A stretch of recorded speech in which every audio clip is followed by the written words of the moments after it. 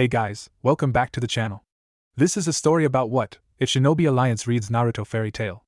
Before I start, please support for more amazing content, and do consider subscribing to my channel and share this video with your friends. This is written by Albert the Snake and link in description and support writer. Let's start the video. Chapter 1, Urza's Secret. A very unusual day in the life of the Fairy Tail Magic Guild started as it usually did. Natsu and Gray were arguing again, Happy was eating something, Mary Jane had just finished serving some more beer, Urza was eating her favorite cheesecake, and Lucy was waiting for her package to arrive. It was a nice day and everyone was happy, as they just finished learning about S-class mages and missions. Natsu wanted to go on one, but Guild Master Makarov had just stopped him and slammed him to the ground like a squashed bug. Lucy was sitting at a table, sorting out her celestial spirit keys, when someone called her name, and she looked up from her work. A uniformed figure stood at the front door, and she realized that her package had come in the mail. After thanking the mail carrier and running back to her seat, she started tearing open her package with such enthusiasm that both Natsu and Happy took notice. Popping out in front of her, from practically out of nowhere and scaring her half to death in the process, Natsu asked, "Hey, Lucy, what do you have with you?" Happy joined in, saying, "Hey, is it food?" "No, you stupid cat," Lucy barked angrily. "It's a book." "Book? What kind of book is it, Lucy?" asked a half-naked Gray. "Why are you stripping?" she shrieked, huffing indignantly. "Besides, this is a novel by the legendary and brand new writer of beautiful romance novels, Hokage-sama." Natsu began, Happy continued, G, and finally Gray finished with Sama. Then the three of them asked in unison, "Hage-sama?" "No, you brainless hooligans!" Lucy shrieked at them. "Hokage-sama, not Hage-sama." "So, Lucy, what's the book about?" Mary Jane asked. She'd never heard of this name before. "Yes, Lucy, why are you so interested in this book?" Urza added. With all eyes now on her, Lucy cleared her throat. "This book is the latest installment in a saga about a young man's journey through a world of strange and destructive magic, and how he fights to protect his loved ones. This series of novels started about 3 years ago, and popular with both men and women because Hokage-sama is able to balance adult scenes, true romance, and intense fight scenes, all in his Life of a Shinobi book series." Suddenly, an awkward silence fell down upon the Guildhall. Everyone, except for Lucy, had inexplicably frozen in place. Looking around, she found everyone pale and terrified, almost as though they had seen a ghost. No, more like an angry demon. Under his breath, Natsu hissed urgently, "Lucy, what did you just say?" "I said the book's called Life of Ashur," the blonde celestial spirit mage began, before she had her mouth covered by her new friends. A sudden surge of oppressive force suddenly fell upon, seemingly intent on crushing her and everyone else in the guild. Lucy looked around, trying to see where that feeling was coming from, and came upon a terrifying sight. Urza Scarlet, the Titania of Fairy Tail, was angry. No, angry wasn't enough of a word to describe her current emotional state. Urza was boiling with rage, her eyes glowing red and about ready to explode in their faces. They could see her anger make an ocean of red magical power beneath her feet.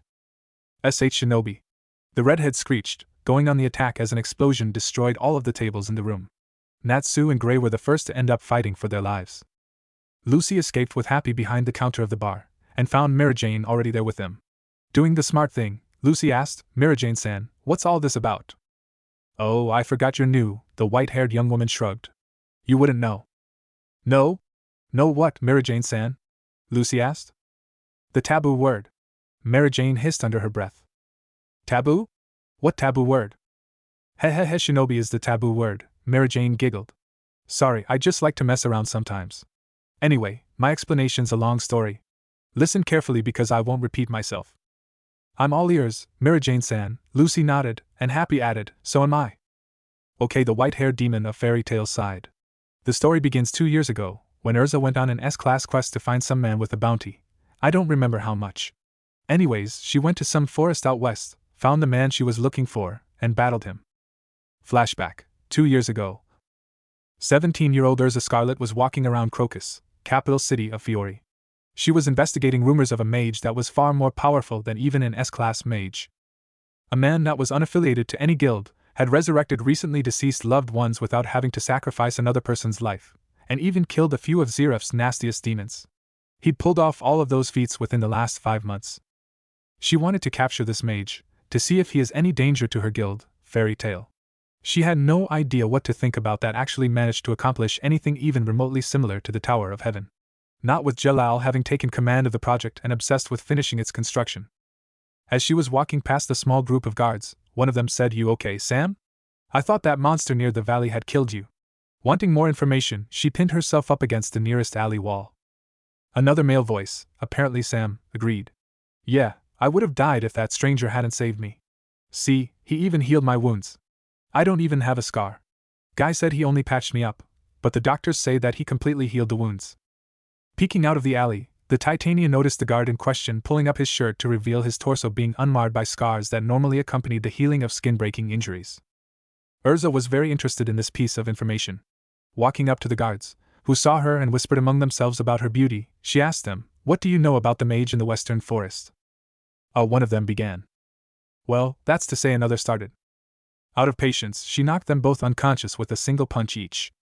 As she advanced on the last one, "Sam," he shouted, "Okay, what do you want to know?"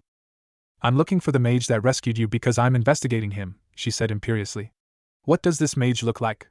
Where was the last place that you saw him or her? Was there anything special about this mage that stood out to you?" As she bombarded the hapless guard with more questions, he couldn't help but remember how she knocked out his compatriots, and gulped nervously. But when he noticed Fairy Tail's Titania getting irritated, he sighed in resignation. "The mage that saved my life and healed me was a powerful young man. There was a demon of some kind that attacked my squad in the western valley." He pointed to his left, where she could see the valley beyond the open city gates. "This unknown mage used some kind of powerful fire magic to destroy the demon," Sam added, rubbing at his head.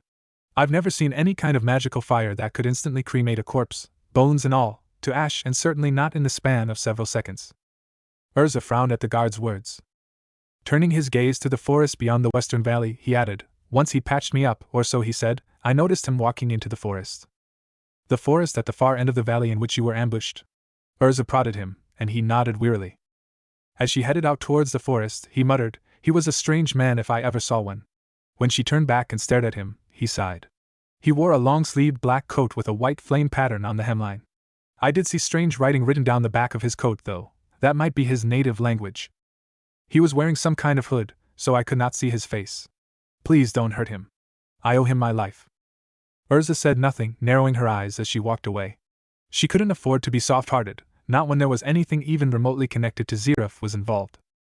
Later that day, she reached the western forest and started to look for any clue that she could follow. Unable to find anything significant, she plodded onwards until she found a huge lake in the middle of the forest. She noticed a figure with its back turned to her, which was nothing worth noticing.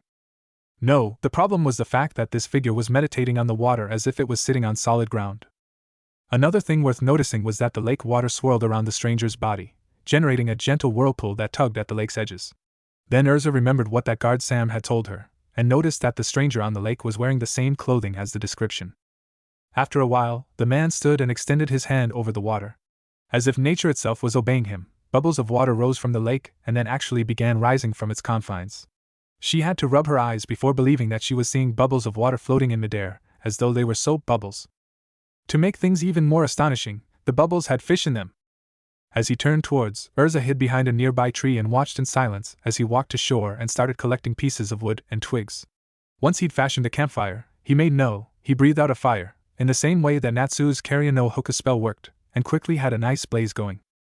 Moving back to the water bubbles, which were still hanging in midair, he reached in and plucked them out one at a time.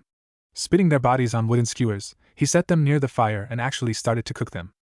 The aroma wafted through the trees and Urza's nose twitched.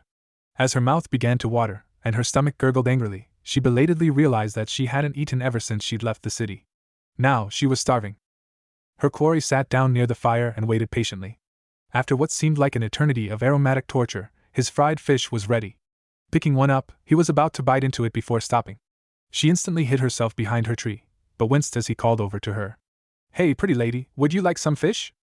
She was surprised in spite of herself. His words implied that he'd known of her presence but hadn't said anything. Walking out from behind her tree and into his line of sight, she could feel herself blushing sheepishly after he'd caught her. Then she remembered her original mission and steeled herself. Walking up to the man in black, she sat down opposite to him as he then passed a fish on a stick to her. Warily biting into its fried flesh, she couldn't help but notice that his simple fare was remarkably flavorful. As they ate in silence, Urza found herself curious about her target. She was certain that he was the man that she'd been looking for, the same man rumored to be able to mimic Zeref's infamous black magic and his resurrection magic. The fact that he seemed so unassuming, but possessed and could use such dark power so cavalierly, also made her wary. While on his trail, she'd heard the stories. How he could resurrect the untimely dead. How nature-based combat magic, such as fire magic, seemed unable to hurt him. How she was snapped out of her thoughts when he asked her, "Well, pretty lady, what's a beautiful girl like you doing out here?" When she bristled at his question, he held up his hands in surrender. "Relax, girl. I'm not saying that you're weak or anything, but people coming here is rather rare." Strangely, she was surprised that he didn't think of her as weak like regular girls, but his assumption might have been because she'd been wearing her armor. Strangely heartened by this logical reasoning, she said, "I'm looking for a mage who's said to be stronger than most S-class mages. He's unaffiliated to any of the known magic guilds. My own magic guild, Fairy Tail, sent me to confirm his existence and determine his threat potential." The man smiled beneath the darkness of his hood before saying calmly, "Well, I'm not a mage, per se, so I'm guessing that you've found your target." "I knew it," the red-headed swordswoman smiled grimly. "This man, he's the one whose power might as well rival Zirif? Jalal." Snapping out of her thoughts, she said, "Very well. I challenge you to a duel." "A challenge, you say?" The hooded man parroted, intrigued, before shrugging in fatalistic acceptance. "Very well, I accept. But I would first like to know my challenger's name." "I am Urza Scarlet, from the Fairy Tail Magic Guild of Fiori," she said proudly. "Well, I'm glad to meet you, Urza-chan," the hooded man said cavalierly, apparently not noticing the way she'd blushed as he bowed to her formally at the waist. "Naruto Uzumaki, displaced shinobi at your service." Having never heard the word shinobi before, she was about to ask before the hooded man answered her question. "I am a ninja, a mercenary to be hired to do any and all kinds of jobs," he shrugged. "I work in the same way that mages like you would take any task available." She found herself frowning. The way that he mentioned that ninja took all kinds of jobs implied that they also took jobs usually taken by dark guilds. But Naruto added, popping his neck, "I've more or less retired from that life. Now I'm a nomad." "But enough about me and my story," he said, standing up and stretching a bit. Turning to her, he bowed grandly and gestured to a nearby clearing. "Shall we?" She stood up and magically equipped her favorite one-handed sword, entering a battle stance. But before they could start, the shinobi called out, "I'm saying sorry in advance." Frowning, she asked, "Why are you sorry? We haven't even started yet." A puff of smoke revealed a katana with an ornate oval black guard and a braided gray wrap on its hilt. The scabbard was also black, made of simple traditional lacquered wood with a crimson cord hanging near its mouth. Pulling the katana out with his right hand, he held it parallel to the ground, its jet-black blade seemingly absorbing the light around it. The hooded man replied, "I said that I'm sorry because I'm apologizing in advance for beating you in combat." Urza twitched in irritation. Who exactly was this nameless mage, that he could just insult her and get away with it? "Kanso Tenrin no Yoro!" she shouted, as her heart cruise glowed and morphed. She reappeared out of a flash of light, wearing a new set of elaborately gleaming silvery armor and wielding a sword in each hand. All Naruto could do was whistle at the sight. Not only was Urza beautiful and sexy, but her hair reminded him of his mother. As a compliment, but also to rile her up, he asked, "Did you know that you look beautiful in that armor?" The unexpected compliment made her blush and stammer before she remembered that she was about to kill this fool for insulting her strength. Reining in her anger, she took a couple of deep breaths as she scowled at him. Crossing her arms, she charged at him and shouted, "Trinity Sword!" as she slashed at the hooded man. A glowing delta-shaped energy wave escaped from the tips of both of her swords and soared towards him, promising death and destruction. Then the hooded man disappeared, escaping the blast to reappear a few feet behind her in a crouch. As he sheathed his sword, its guard made a loud clicking noise. Urza, shocked at his speed, had no idea what just happened. Before she could ask him, her swords quickly splintered into shards and her armor fell to pieces. She counted herself lucky to have been wearing underwear, otherwise Naruto would have seen her naked. To make matters worse, though, he commented on her predicament. My, an angel in that armor and so sexy when you're not wearing it." She could feel the heat rushing to her face. She had no idea whether to be embarrassed at her humiliation or enraged at the man's perverted comment. But just as she was about to act on both emotions, he vanished in a swirling whirlwind of dust and leaves. His body gone, his voice reached her ears on the wind. "We'll meet again, Beneheim-chan." Flashback end. And that's how Urza was defeated for the first time in her life, Mary Jane sighed. If she heard rumors about a strange mage, she'd automatically go and investigate, to find out if that Naruto the shinobi character was the source of the rumor. If he was indeed there, she'd challenge him again, and the results would always be the same. She'd be defeated, her swords broken, with her armor shattered into pieces and leaving her in her underwear. "I see, but who is he?" Lucy asked. How strong is he to play with Urza-san like that? That's the problem, the demon of Fairy Tail sighed. A lot of different guilds want him to join them, but whenever they sent mages out to recruit him, he'd beat them up pretty badly before dumping their bodies in random places. When simple offers didn't work, they began resorting to bribery. Even the King of Fiori tried, but Naruto would simply refuse all incentives. As for us, we only sent Urza that one time, when he beat her for the first time, but all the other times he humiliated her was because she kept after him for a rematch. I see, Lucy murmured thoughtfully. As those words left her mouth, a stranger entered the front door and all the fighting stopped. The stranger headed towards the bar, and the mages then noticed that he was quite tall, about 6 feet tall or so. He had on a black cloak with a hood that shrouded his face in darkness. Urza was silent, gritting her teeth in impotent anger. She knew this man, and was angry with him about something. The slightly muffled sound of clanking metal indicated that he wore armor on his body. As he sat on a stool in front of Mary Jane, she said, "Welcome to Fairy Tail, sir, how can I help you?" The hooded man's voice was cold and deep. "I'd like a beer first, and then talk to your master about joining your guild." A dead silence fell upon the room, a split second before chaos erupted. To be continued. Chapter 2, Naruto's Arrival. August 7th, Act 784. The man frowned. "What's wrong? You guys deaf or something? I said that I'd like some beer and that I want to join your guild. Where's your master anyway?" Someone said. Naruto. The cloaked man named Naruto turned and found Urza glaring at him. "Ah, Urza-chan, I didn't see you there." "Yo!" Then turning back to his drink, he ignored her and everyone else as he continued to drink his beer. She seethed in anger as he continued ignoring her. Finally, she lashed out at him with a punch, but he intercepted it with a single finger without even looking at her. He downed the rest of his drink in one gulp and turned to look at her. She somehow managed to get the impression that he wasn't pleased with her, probably because he said, "Can a guy drink a beer in peace?" before pushing her fist away with his finger. As she made an effort to calm down, she remarked, "I thought you said that you'd never join a guild because you're not a mage." "I said that I'm not a mage, but I didn't say that I'd never join a guild," Naruto sassed her, receiving another beer from Mary Jane. "Also, I said that I'm not a mage so much as I'm a warrior, a special warrior. But where's your master anyway? I need to speak to him, or her immediately." Getting up, he dropped 5,000 jewels onto Mary Jane's tray and said, "Keep the change." Mary Jane nodded and thanked him as he turned to Urza. "So, Urza-chan, where's your master?" The men in the room began talking amongst themselves. This weirdo in the cloak could stop Urza's punch with one finger, and then he talks to her as if they were old friends. Who was he? Natsu had fire in his eyes. He wanted to challenge this stranger that could stop Urza's meanest punch with one finger, because this new guy had too strong. Opening his mouth, he was about to issue his challenge before a raspy voice fell from the second floor.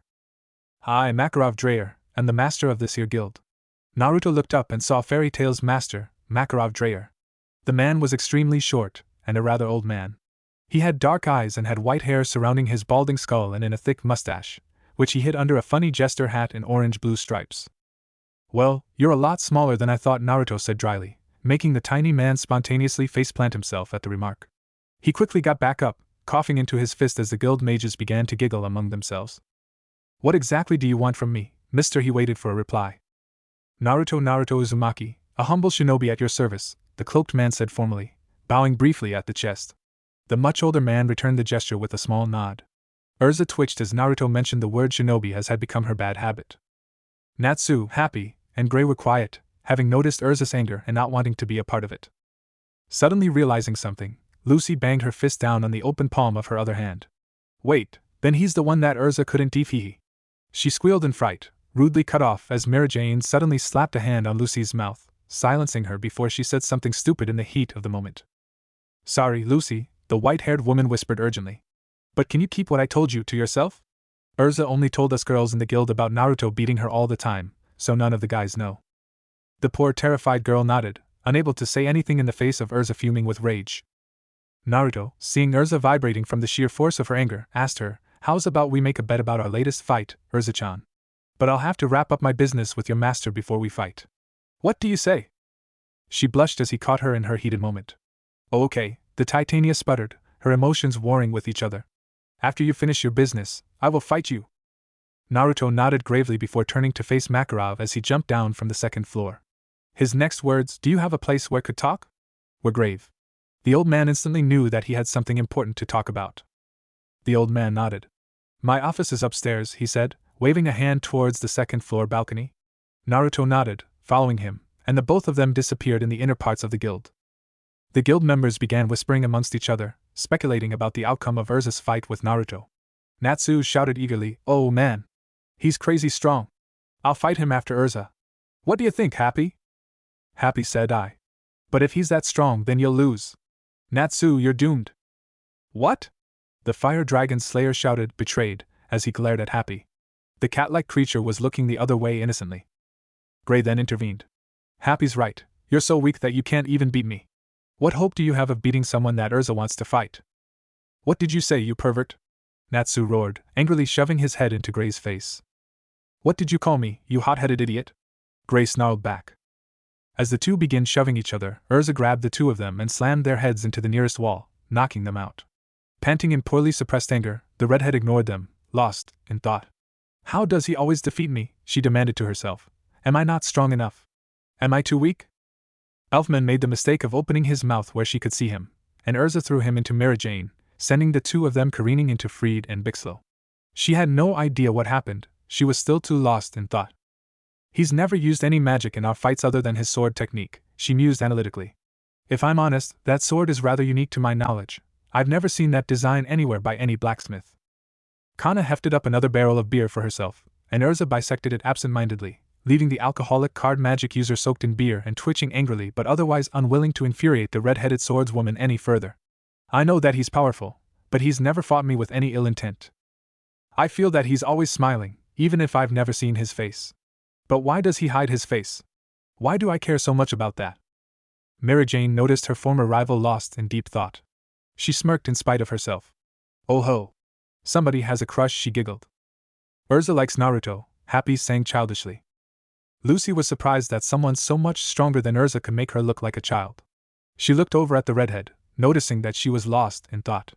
Sighing, the blonde celestial spirit mage went to sit back down at her seat in front of Mary Jane. When they reached his office, Makarov jumped over his desk to take his seat. Gesturing to the chair in front of him, Naruto sat down as he pulled down his hood to reveal his face.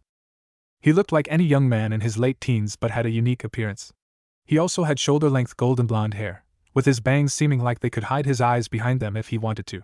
Surprisingly, he had what appeared to be a trio of horizontal lines on each cheek, reminiscent of fox whiskers. His eyes were a sharp and brilliant blue. But those eyes, Makarov noticed that Naruto's eyes betrayed a long acquaintanceship with soul-wrenching loneliness. This shinobi had the air of a hardened warrior about him, hooded in the sadness of a man that had lost everything important to him. The old man finally sighed wearily. For all his faith in humans and magic, his bratty subordinates all had personal trauma in common. "Eyes like these should not be on anyone so young," the old man mused to himself. "He reminds me of Urza when she first came here." Finally, he asked aloud, "What do you need from me, my boy?" Naruto sighed, leaning back in his chair. "The reason that my powers are so unusual and devastating is partially because I'm from another dimension." Makarov could feel an eyebrow rise. He was familiar with the concept, because Mystigan had said that he was from Idolas, an alternate and parallel version of Earthland. But he hadn't really thought that places like Idolas, but not Idolas, could also exist. Intrigued in spite of himself, he asked, "What do you mean?" "My native world is mired in near-constant wars and battles, with very short periods of peace in between." Naruto's opening statement made Makarov twitch. "I used to belong to a village of mercenaries that were not unlike your own magic guilds, powers and all, but I had to leave in order to ensure its safety." "How so?" the old man asked, curious. All this talk about near-constant warfare gave him a good foundation for his suspicions, but the answer awaiting him only confirmed them. The blonde-haired young man sighed. "My world is kill or be killed, and I have my fair share of blood on my hands. We don't have magic like you, but rather jutsu and other ninja techniques. We fight by using an energy produced from within our bodies, what we call chakra. From I've heard of this eternano stuff that you mages use, it seems similar to a type of nature energy that allows me to enhance my jutsu by several orders of magnitude." Makarov felt his eyebrow twitch again. Only 2 months ago, a wandering mage had stumbled across the remains of a freshly destroyed dark guild. After he alerted the Rune Knights, their preliminary investigation revealed that the guild's master had been obsessed with enhancing magical capacity. A follow-up investigation from the 10 Wizard Saints saw the discovery of research data that hinted at a secondary eternano reserve in the human body, which drastically enhanced a mage's magical power. The guild master had ordered 9 of his best mages to undergo the process, and then join them as the 10th. But the process of activating this reserve was excruciating. Further investigation revealed that the guild master alone survived this agonizing process, drastically enhancing his magical powers. But he then slaughtered his subordinates in a berserker rage before falling catatonic, dying of dehydration only a day before the wandering mage had found him. Once the Mage Council learned of this development, they immediately ordered the research data confiscated, and that any attempt to recreate this procedure was to be stamped out. He snapped out of his thoughts as Naruto said, however, I can still use my chakra, so I can use jutsu and even enhance them with nature energy. Ironically, this means that I cannot use magic directly. But I can use magical objects though, probably because I was summoned here magically. Summoned? Makarov asked intently. Mystigan had briefly talked to him about Idola's powerful anima magic spell, just enough to worry him. If this shinobi came to Earthland in the same way, what do you mean by summon? I came here about 3 years ago, now, Naruto shrugged. When I found myself here in Earthland, I was in the middle of a circular ceiling technique array with a great deal of elaborately intricate subscript in its architecture. Popping his neck, he slouched in his chair. The mage that made this array, what I later learned was called a magic circle, said that he was trying to invent a space-time teleportation spell. Instead, it opened an interdimensional rip through the space-time continuum. I crashed into that tear when I was using my own space-time jutsu back in my dimension. Makarov grimaced. His childhood experiments with his own magic had beaten a particular lesson into his head: never let spells mix if you can help it. Naruto nodded, having guessed what the old geezer was thinking about. Then, before I can ask the mage about the specifics of his spell, a bunch of guys from what he called a dark guild attacked us. The blonde shinobi sighed bitterly. During that fight, my body didn't work. Probably because I'd just gotten here and the summoning took quite a toll on my body, but I could only fight physically, without using chakra at all. Breathing in deeply, he exhaled noisily. I beat them all, but I was too late.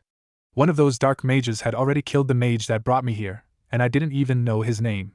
So I took his body to a nearby town and asked the locals to bury him there. After that, I tried to look for a way home but couldn't find anything for a year. I even went to Era and asked a few questions. They said that there's some ancient time spell on record, but they didn't have anything on space-time magic or even interdimensional magic. Makarov grimaced at the despair in the young man's voice.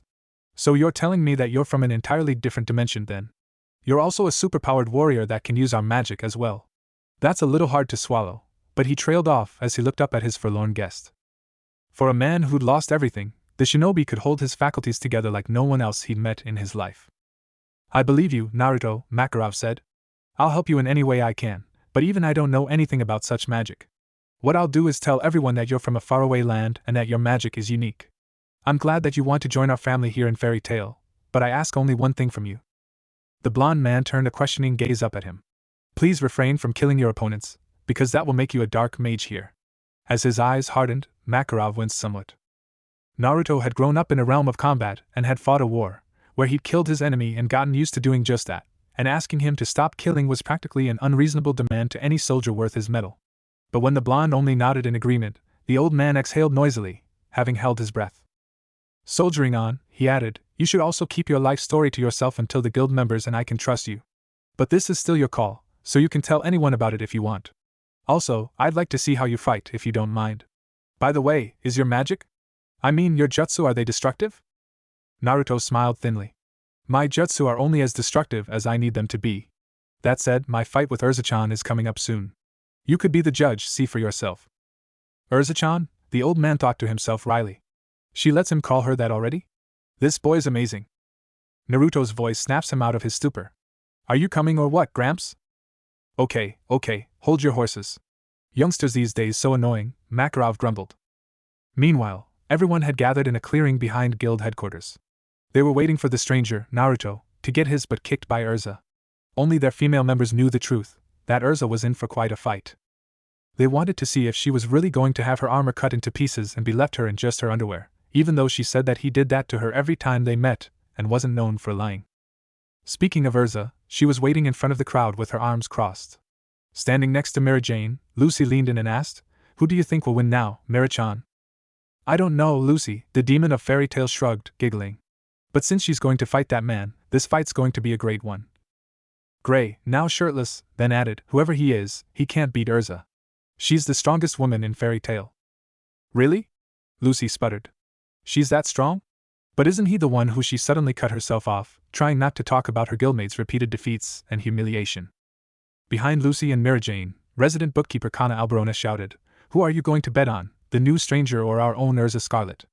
Fairy Tail promptly erupted in a storm of bets, most people betting on their Titania destroying the newcomer. The ones who bet that the stranger would win were female guild members who'd heard about Urza's many grudge matches, and had a healthy proclivity for gambling when odds were in their favor.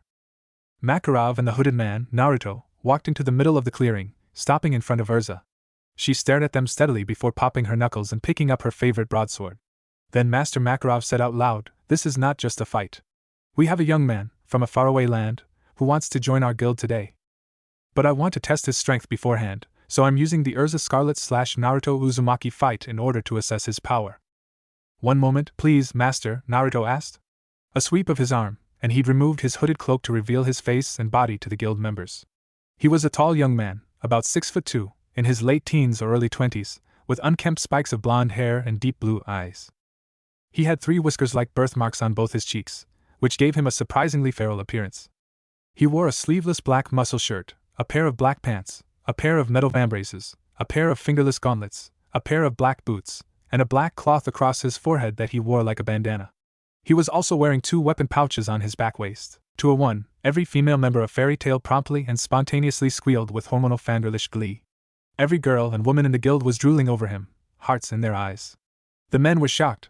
They thought he'd be a normal-looking guy. Lucy had hearts in her eyes as steam blew out of her nose. "He's so handsome," she squealed. "He looks so sexy and cool," Happy shouted in amazement. "Is he a human cat? Human cat?" Natsu parroted, confused. When he looked at Naruto and saw his whiskers, he realized. "Oh, I see. He does look like a cat. But he looks strong. I'm so fired up. I want to challenge him right now." Even Mirajane and Urza couldn't help but blush. Both of them were thinking, "Look at those arms. His body looks like it's been carved out of stone." Makarov frowned, assessing the situation. "I didn't know that he'd have that much effect on the guild's women. Even Urza and Mirajane are blushing. This kid's going to break a lot of hearts." Shaking his head, he looked at both fighters and said, "Are you two ready?" Urza snapped out of her musing and nodded, as did Naruto. Both entered their respective battle stances as Makarov shouted, "All right, begin." To be continued. Chapter 3, King vs. Queen. Monday, August 7th x 784. The air was fraught with tension, as Urza the Fairy Queen Scarlet faced herself off against the mysterious newcomer. They could hear the murmurs and whispers, both of them, but ignored the rabble in favor of focusing on their opponent. Both fighters stood across each other in their respective battle stances. Naruto flexed his fingers somewhat, as Urza spaced her legs in order to gain a better position. Master Makarov broke the silence. "Okay, are you ready?" he declared loudly. Naruto just shook his head. "Before we begin," he began, "let's make a bet, Beneheim-chan. Since I'm going to be a member anyways, I'd like to take you out for dinner." Amidst the dead silence that hung in the air in the wake of his daring proposition, he amended, "Well, that's if I win, anyways. However, if you win, I'll help you in any mission request for a month." "What do you say?" She smiled and said, "But how do I know that you will keep your promise if I win?" "I always keep my promises or my name isn't Naruto Uzumaki," the blonde shinobi said, smirking confidently. She smiled slightly. "You've got yourself a deal, Naruto Uzumaki-san." "Oh no, Naruto will do just fine," he said modestly. "After all, we're part of the same guild now." "As you wish, Naruto-kun," Urza replied smugly. Makarov grew tired of their flirting. "Are you two kids done flirting?" he asked them crossly. "We want to see a fight, so fight already." The two of them had the decency to blush, slipping back into their respective combat stances. Shaking his head in mild annoyance, the diminutive master of the Fairy Tail Magic Guild grumbled under his breath about young brats and their flirting. Clearing his throat, he asked again, "So, are you ready?" Both Urza and Naruto nodded. Makarov stepped back and shouted, "Then begin." Urza immediately yelled, "Kanso, Ken no Meiho."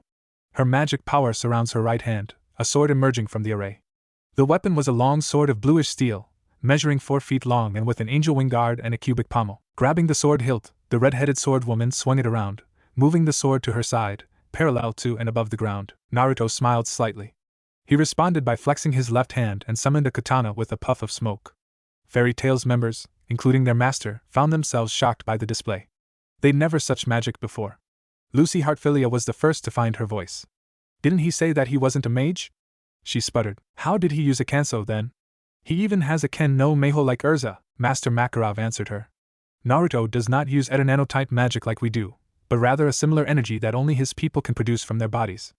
They call it chakra, and its many applications are varied and much more versatile than magic." The guild members were shocked, staring at the blonde shinobi and his summoned weapon in dumbfounded amazement. His katana had an ornate oval silver guard and had a braided crimson material wrapping up its hilt. The sheath was white, made up of what seemed like traditional lacquered wood, and featured several metallic silver ornaments on its far end. Urza quirked an eyebrow, not recognizing the sword that he was using against her. Naruto held his sword in his right hand, waggling his left index finger at her in a come-hither gesture, but then again he always did have more balls than brains. Urza was also never a woman to back down from a challenge, as seen when she dashed quickly towards him. In a flash of light she sliced down at him with a vertically descending slash.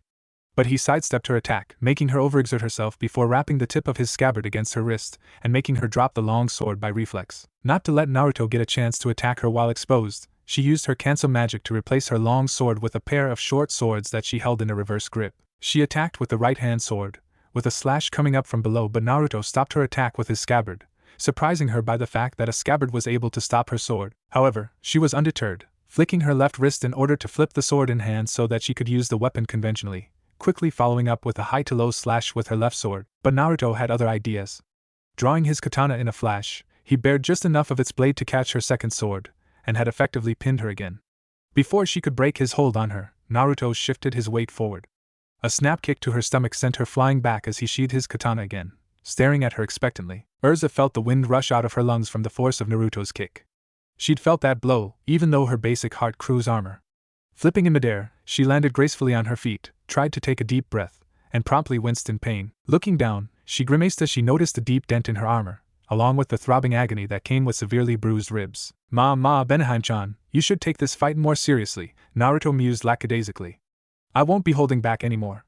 Prepare yourself, he warned her, fully unsheathing his katana. What surprised them even more was the dent in her armor testifying to his physical strength, and Urza was having problems breathing. The red-headed Titania of Fairy Tail glared at her opponent, but knew that he was right.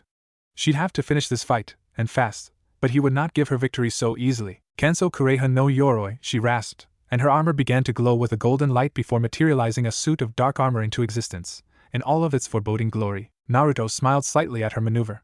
Benheim-chan, you're all dark and sexy and bewitching in a suit of black metal feathers.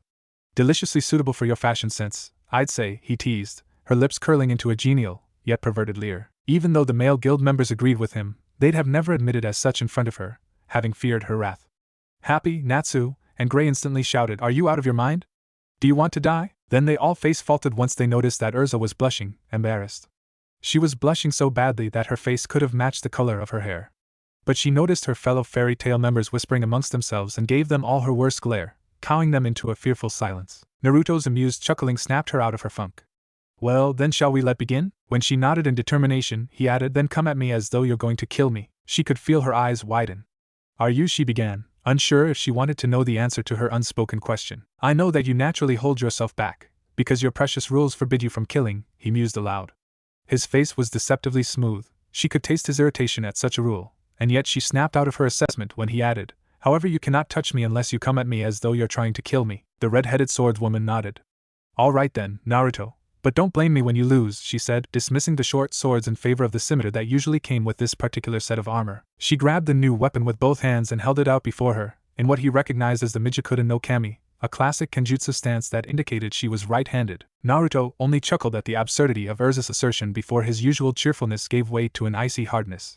Bending his knees and crouching slightly, Naruto slid his right leg forward into a Batajutsu stance, making Urza frown as she realized that the shinobi was presenting a minimal profile to her. He's minimizing his openings, tightening up his guard, she realized. Those glacial blue eyes, betraying no emotion, sent a cold shiver down everyone's back. For some reason, everyone there suddenly knew that Naruto was so much scarier than Urza. This fight was about get serious, and both fighters assessed each other with a calculative gaze. Going on the attack, Urza charged Naruto with far greater speed than she had ever previously displayed before. The blitzkrieg surprised him, which nearly cost him the fight as she slashed at his head. He leaned back to avoid her attack but was surprised to discover that she chained her attack into a series of sword slashes. He managed to dance away from her attacks, but the last one was too close for comfort, prompting him to jump back. The sensation of liquid running down his face had him reaching up to dab at his cheeks, and his fingers came away bloody. She nicked him on his cheek, making him frown as he realized something. I congratulate you, he said coolly. Cutting me is a testament to your dedication and skill in armed melee combat. No one back home had managed to draw my blood in combat ever since I turned 17. Thank you for showing me that I've gotten soft. Turning to look at her, he smirked. Allow me to repay your kindness. He shot forward like a rocket, leaving a crater where he'd been standing. She stood her ground, with her sword held low in Getten no Kami as she waited for him. In the blink of an eye, he'd yanked out his katana and slashed at her, which she met successfully. The loud clanging din of clashing metal rang out across the street as their eyes met. Her lips peeled into a grimace as he continued to press the full weight of his considerable physical strength against hers. Their swords ground against each other, both of them vying for supremacy. What ridiculous physical strength, she managed to think to herself.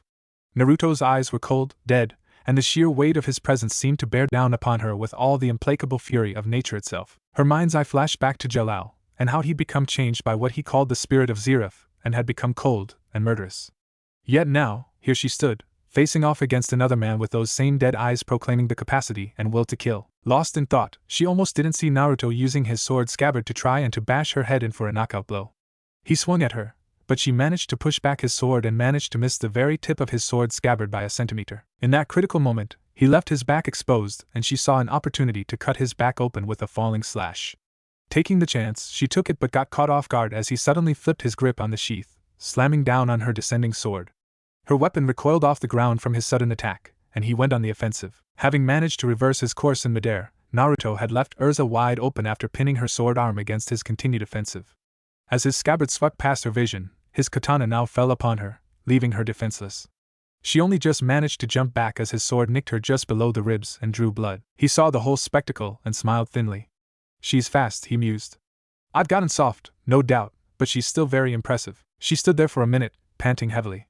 Her lungs burned in her chest, and her muscles seemed to creak under the strain that she was putting on herself. Looking over at Naruto, she glared at him but only his smile widened into a broad grin. Noticing that the only thing she did to him was the nick on his cheek, which had somehow healed itself and had left behind dried blood. She frowned as she staggered briefly, using her sword to balance herself. Now that she had time to think, she realized that he didn't even have the decency to look winded. Here he was, fighting her to within an inch of her life, and looking as though he hasn't a care in the world. How insulting! What is he? She thought to herself, her right hand tightening its grip on her sword. Why is he so strong? Even now, I can feel that he's still holding back a lot. As though he knew about her anger over their difference in strength, Naruto called out to her. Hey, what's wrong, Urza? You mad? That was the last straw. Urza flared her magic in a tide of crimson fire, even as her killing intent spiked drastically. She shrieked, I'm going to wipe that smug grin off your stupid face, Shinobi.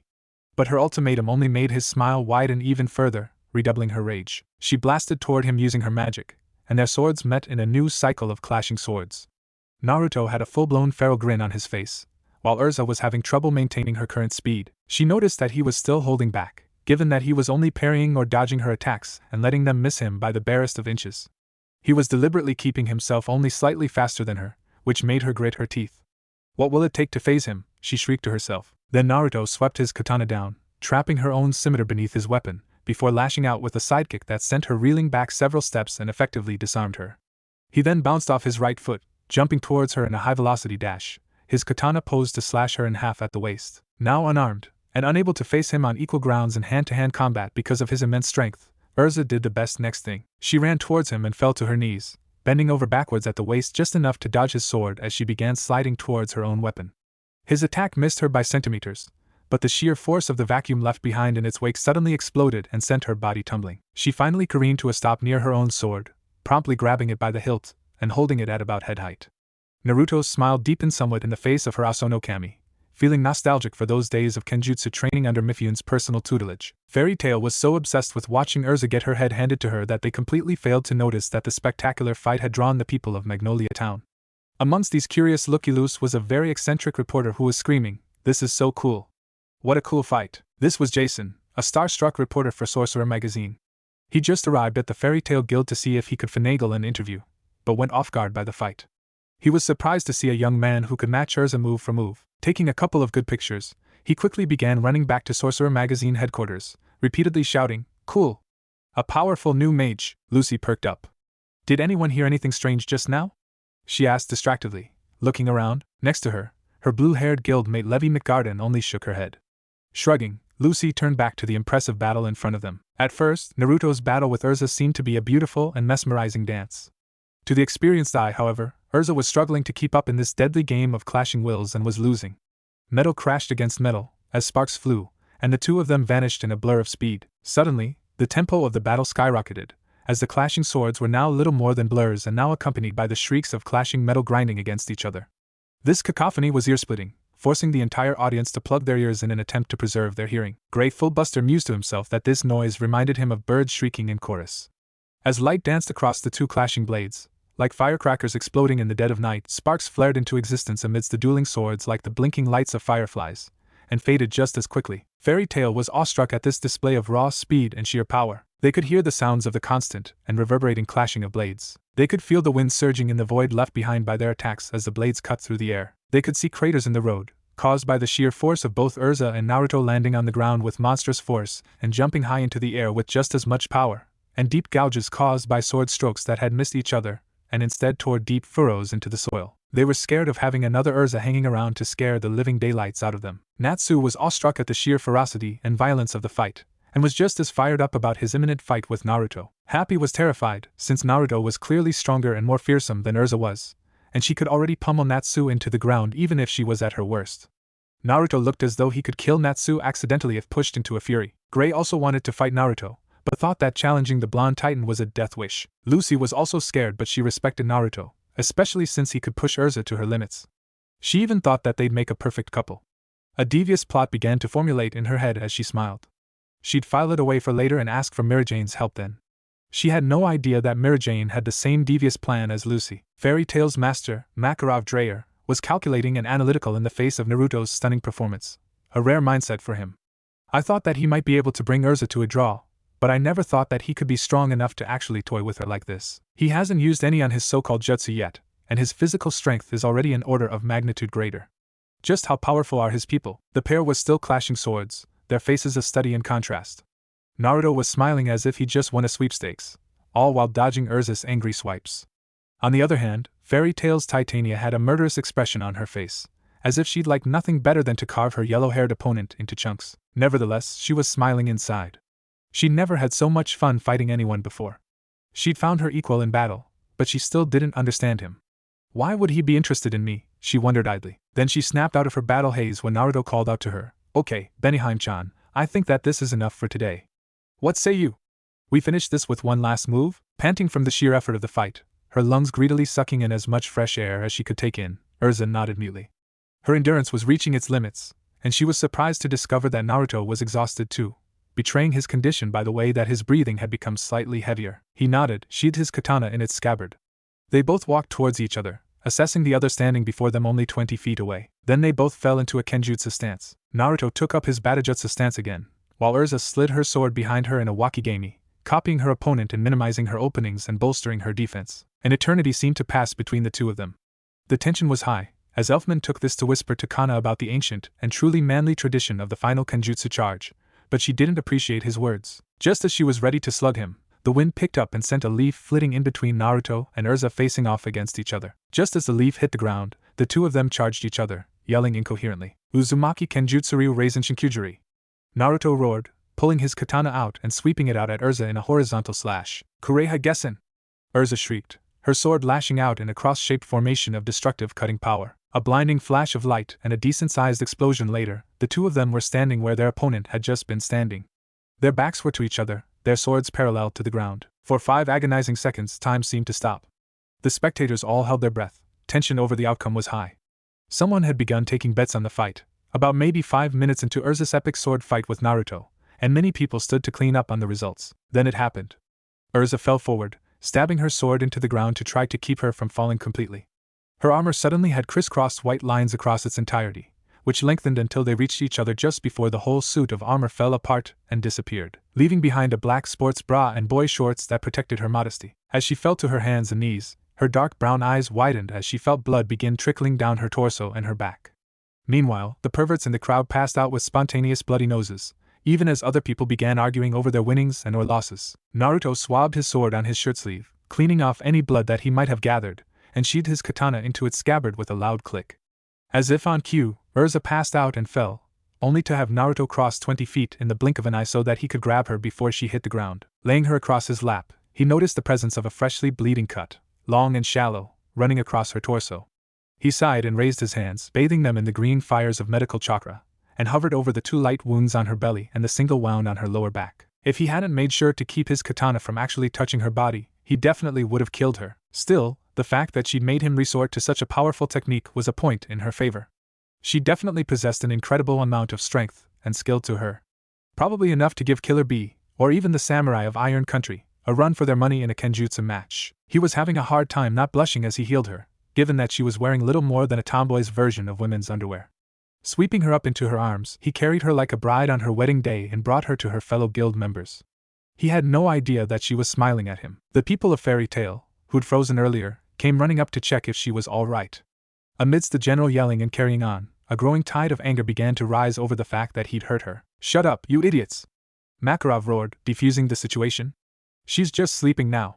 Mira-chan, could you come up here and take Urza to her room?" "Of course, Master," Mira-Jane, the demon of Fairy Tail, said happily. The diminutive man turned to Naruto. "An excellent fight, Naruto-kun," he praised. "So do you still want to join Fairy Tail?" Naruto smiled. "I think that I'm going to like joining up with you lunatics," he sniggered. Makarov threw back his head and laughed hysterically as the rest of Fairy Tail cheered and hooped, generally celebrating his decision. To be continued. Chapter 4, New Demon King of Fairy Tail. Monday, August 7th x 784. After the fight with Urza, Makarov had accepted him into the guild. As they spoke privately on the second floor, the old man began. "Naruto, I know that there's more to your story than what you've told me. But almost everyone here is running from a dark past, so I won't ask." Naruto sighed. "Thank you, old man. Trusting you or the guild isn't the problem, but rather," Makarov waved him off. "I said that there's no need for you to explain yourself, Naruto. Nevertheless, we're a guild built on trust, friendship, and loyalty, so you might want to consider talking about yourself at some point in the future." Then he frowned. "I also need to talk to you about your strength and rank," he added. "Fighting Urza outside just now, that definitely didn't show me everything that you could do. You're stronger than she is, and she's an S-class mage. Beating her the way you did, on so many occasions you're definitely S-class. You might be even stronger than Laxus, Mystigan, or even Gildarts. Are they the strongest mages here after you?" Naruto asked. He noticed that the old man had spoken of those three. The old master of Fairy Tail nodded. "After me, Fairy Tail's strongest include Gildarts Clive, then my grandson Laxus, and then Mystigan. You'll meet them later, anyways. In any case, Naruto, you're already beyond any bog-standard S-class mage. I'll have to classify you as S-class soon, but I have to test you for a couple of weeks with normal requests and jobs first." Naruto nodded. "Whatever's best, old man," he said, making the tiny guild master grin. Jumping up to stand on the second-floor balcony railing, Makarov shouted, "Listen up, idiots! Do fairies really have tails? Do they even exist? Like them, this place is an eternal mystery, a never-ending adventure. The trials and tribulations of life make us who and what we are. For that, we must grow and move forward onto a new day, every day." Gesturing behind him, the rest of the guild noticed Naruto walk up from behind the tiny old man and rest his forearms on the railing.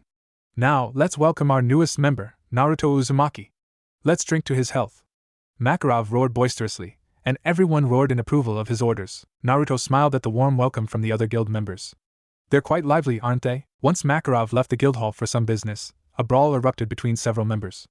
Naruto walked between the fighting people with ease, dodging punches and kicks and even flying people. Once he made his way to Mira-Jane, the white-haired girl asked him, "Naruto-san, where would you like to have our mark?" As Naruto reached for her, a mug came flying out of nowhere, soaring towards her head. He caught it without even looking at it as he replied, "Well, I'd like to have it on my right shoulder in black, Mira-Jane-chan." She frowned somewhat. "Naruto-san, please call me Mira like everyone does. You're one of us now. Then feel free to call me Naruto, or even Naruto-kun if you must," the blonde shinobi mused. "Calling me Naruto-san makes me feel old." Perking up, she chirped, "Okay, Naruto-kun. Here you go." "Thank you, Mira-chan. Can I ask you something?" "Yes?" "Do you know a piece of land that I can buy?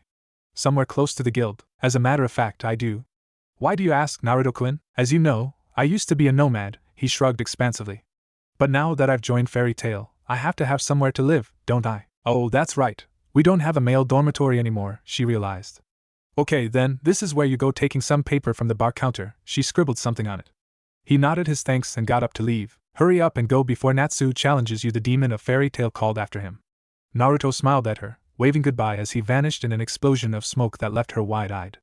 Was that a teleportation spell? Natsu came up to Mira-Jane, yelling, "Mira-chan! Where's that super-strong sword guy at?" "Oh, you mean Naruto-kun?" She smiled. "You just missed him. He left to do something important." "Mira-chan, what is he if he's not a mage?" Natsu asked her, his face grave. "Naruto-kun is a shinobi, a ninja of singular capacity," Mira-Jane said coldly.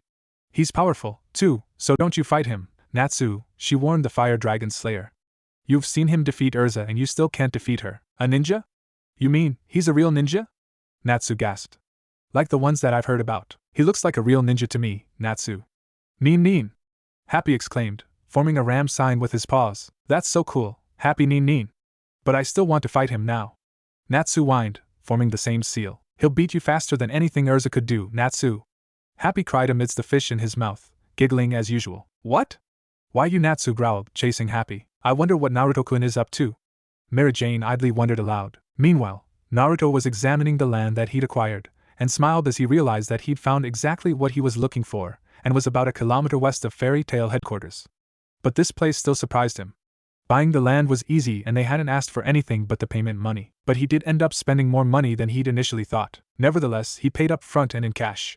The landowners were even kind enough to tell him about every detail of the land, and they even asked him if he needed a contractor for whatever he was building there.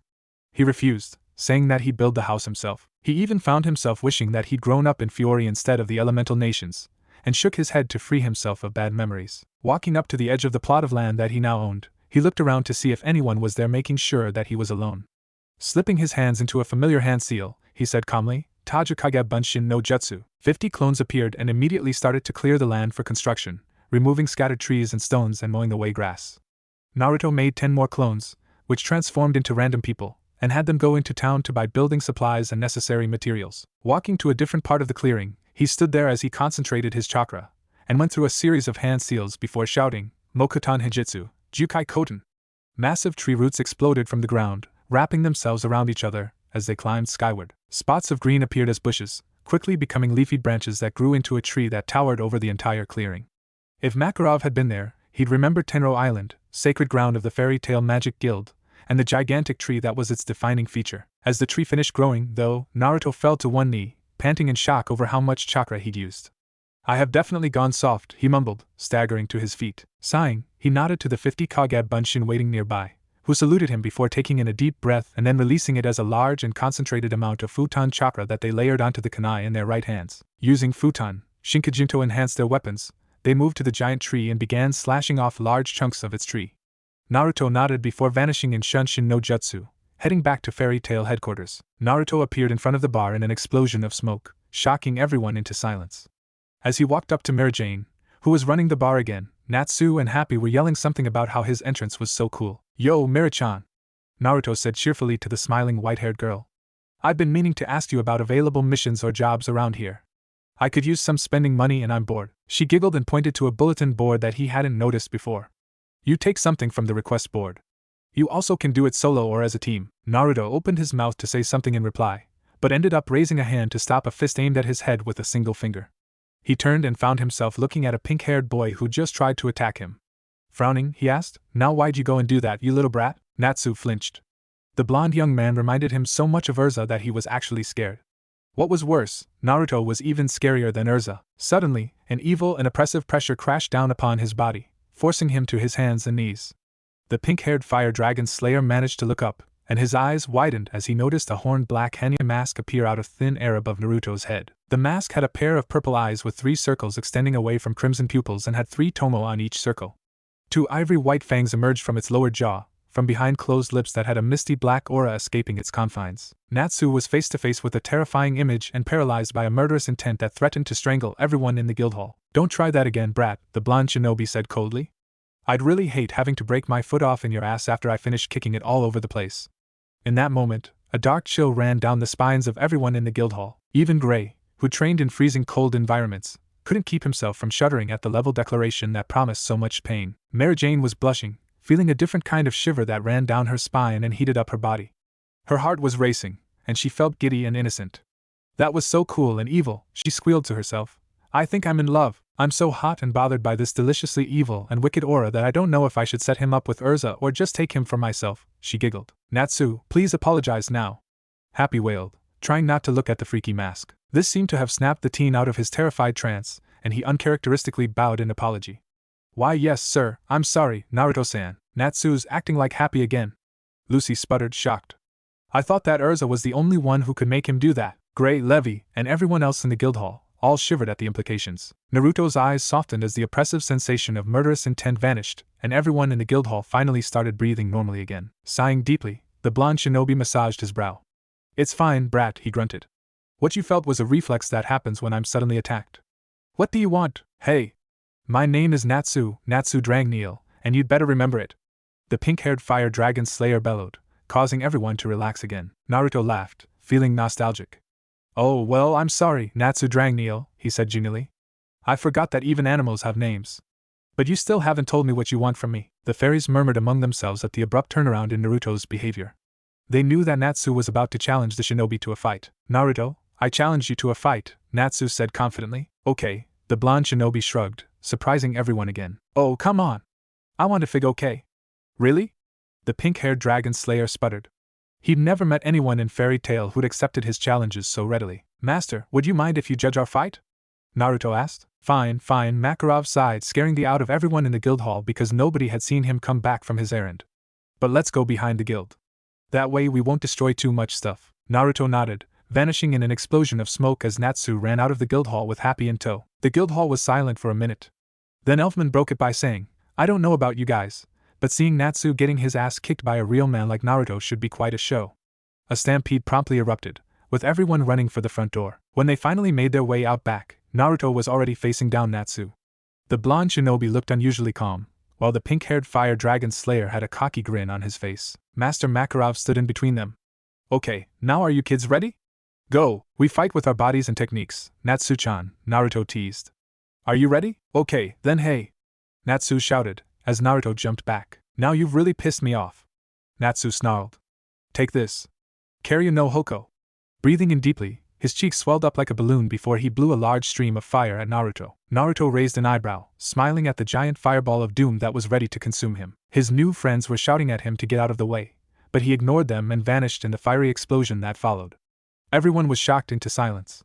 Natsu, Happy, Lucy, and the rest of the gang were worried about their new friend. They were about to go and see if he was all right, but stopped in their tracks when a familiar voice called out to them.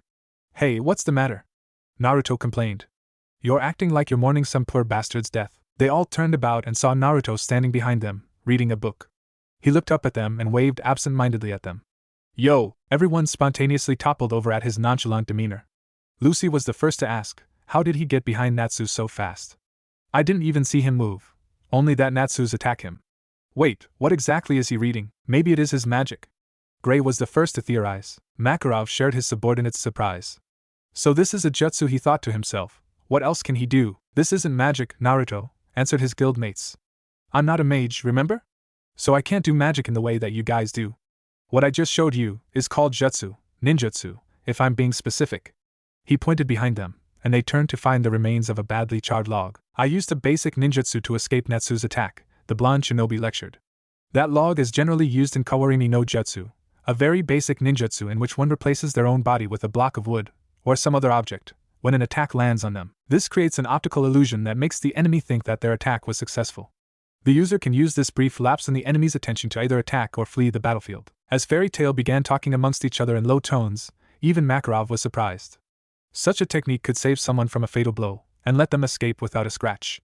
He could only bemoan the fact that nobody had ever invented a magical version of such a useful ability. Mary Jane had certainly never heard of such a technique. She stared at Naruto hard, only just noticing his power after having ogled his body so shamelessly. Suddenly, she realized that he hadn't used such a technique against Urza during their fight earlier in the day, and wondered why. As if he'd read her mind, Naruto said aloud, the reason that I didn't use this move while fighting Urza earlier today was because she always challenges me as a swordswoman and I accepted it as a swordsman. In a duel of swords, I never use anything but sword technique unless my opponent does. Looking over at Mary Jane, he smiled broadly. Heat rushed to her cheeks and she couldn't bring herself to look at him after he'd caught her staring at him as if he was a piece of meat. Chuckling at having given the white-haired young woman her comeuppance, he turned back to Natsu. You're not the only one here who can do that, Natsu-chan, the blonde shinobi teased. I'll show you my version. Katon, Gokakyu no Jutsu. As he moved his hands through a series of hand seals, he breathed in and let his cheeks balloon out. Suddenly exhaling, a stream of flame quickly swelled into a house-sized fireball that rammed into Natsu and exploded with considerable violence. Everyone there noticed that the blast was almost like Fire Dragon Slayer magic, but different. These flames burned with a far greater heat than anything that the pink-haired fire mage had ever managed, and seemed controlled somehow. But they also knew about Natsu's immunity to fire. Mary Jane had thought to warn Naruto about that, but had cast her misgivings aside because she never thought that he could create and control fire too. Oh shit, is he alright? Naruto asked aloud, somewhat concerned. I only meant to scare him. I didn't think that he'd take that attack head on. Mary Jane and the others laughed, making Naruto raise an eyebrow in curiosity. What's so funny? He demanded. Oh, nothing really, the demon of Fairy Tail giggled. I just thought about the look on your face when you see it. See what? He demanded. She didn't do or say anything other than smile at him and point at the large conflagration that he'd created. His eyes widened in surprise when he noticed that brat Natsu was still standing there, as if nothing had happened, as he was eating the flames.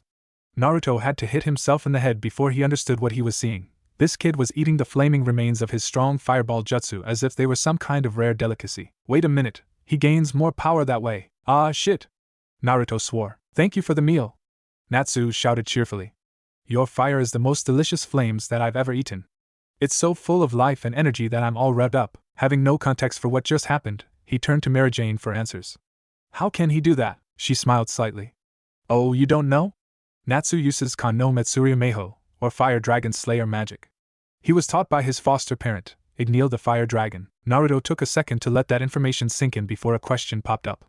Why would a dragon teach its own adoptive child a type of magic that would kill it? Everyone ignored him.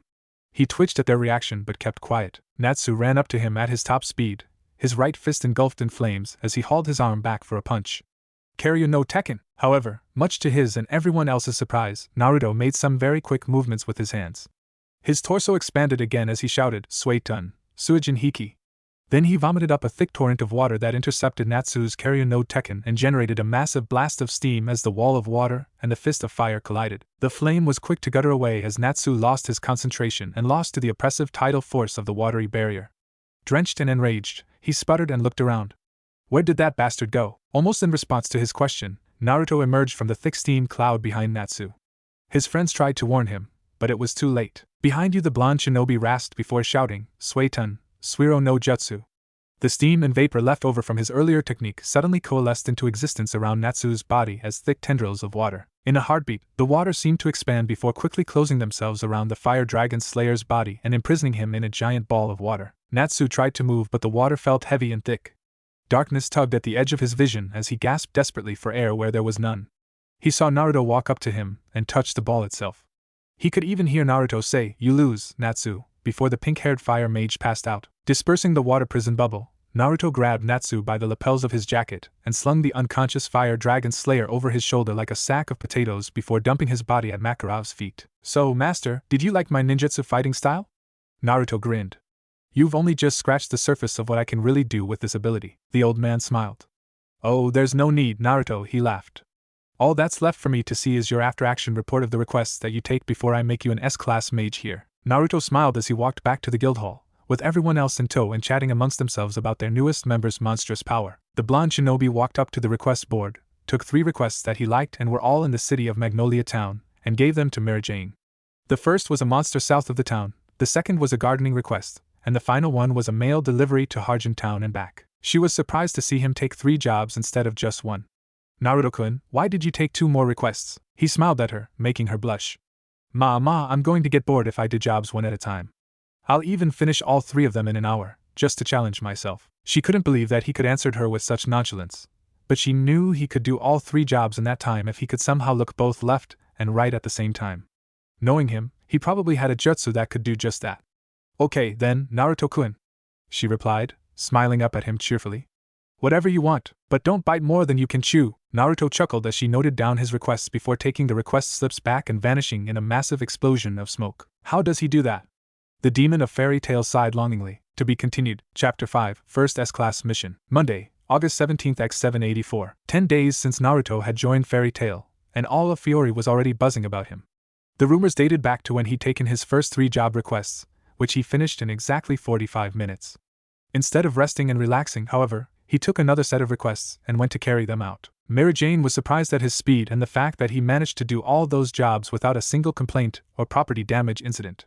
The magic world was quick to give him 2 cognomina that were polar opposites in meaning. His epithets dated back to when Sorcerer magazine ran an issue on him, only 3 days after he joined Fairy Tail. The publication did nothing to alleviate public curiosity, even going so far as to nickname him the Demon King of Fairy Tail, and thus ramping up subscriptions. Their reasoning was drawn from an incident in which he destroyed a dark guild that had been secretly holding a small town hostage, kidnapping its citizens and selling them as slaves. Naruto had gotten involved when he'd entered the small town's main tavern in search of refreshments, and was nearly bowled off his feet by a little girl who'd run into the bar, crying. She ran up to her father, the barkeeper, and told him that her mother and older sister had been kidnapped by the Dark Guild. Naruto, being a good man, asked if he could help. Doubting his abilities, but nonetheless grateful for his offer of assistance, the barkeeper gave Naruto the location of the Dark Guild's headquarters. The people of the village followed him, eager to see him fight. Instead, they saw him simply freezing the mages of the Dark Guild in place with barely a glance.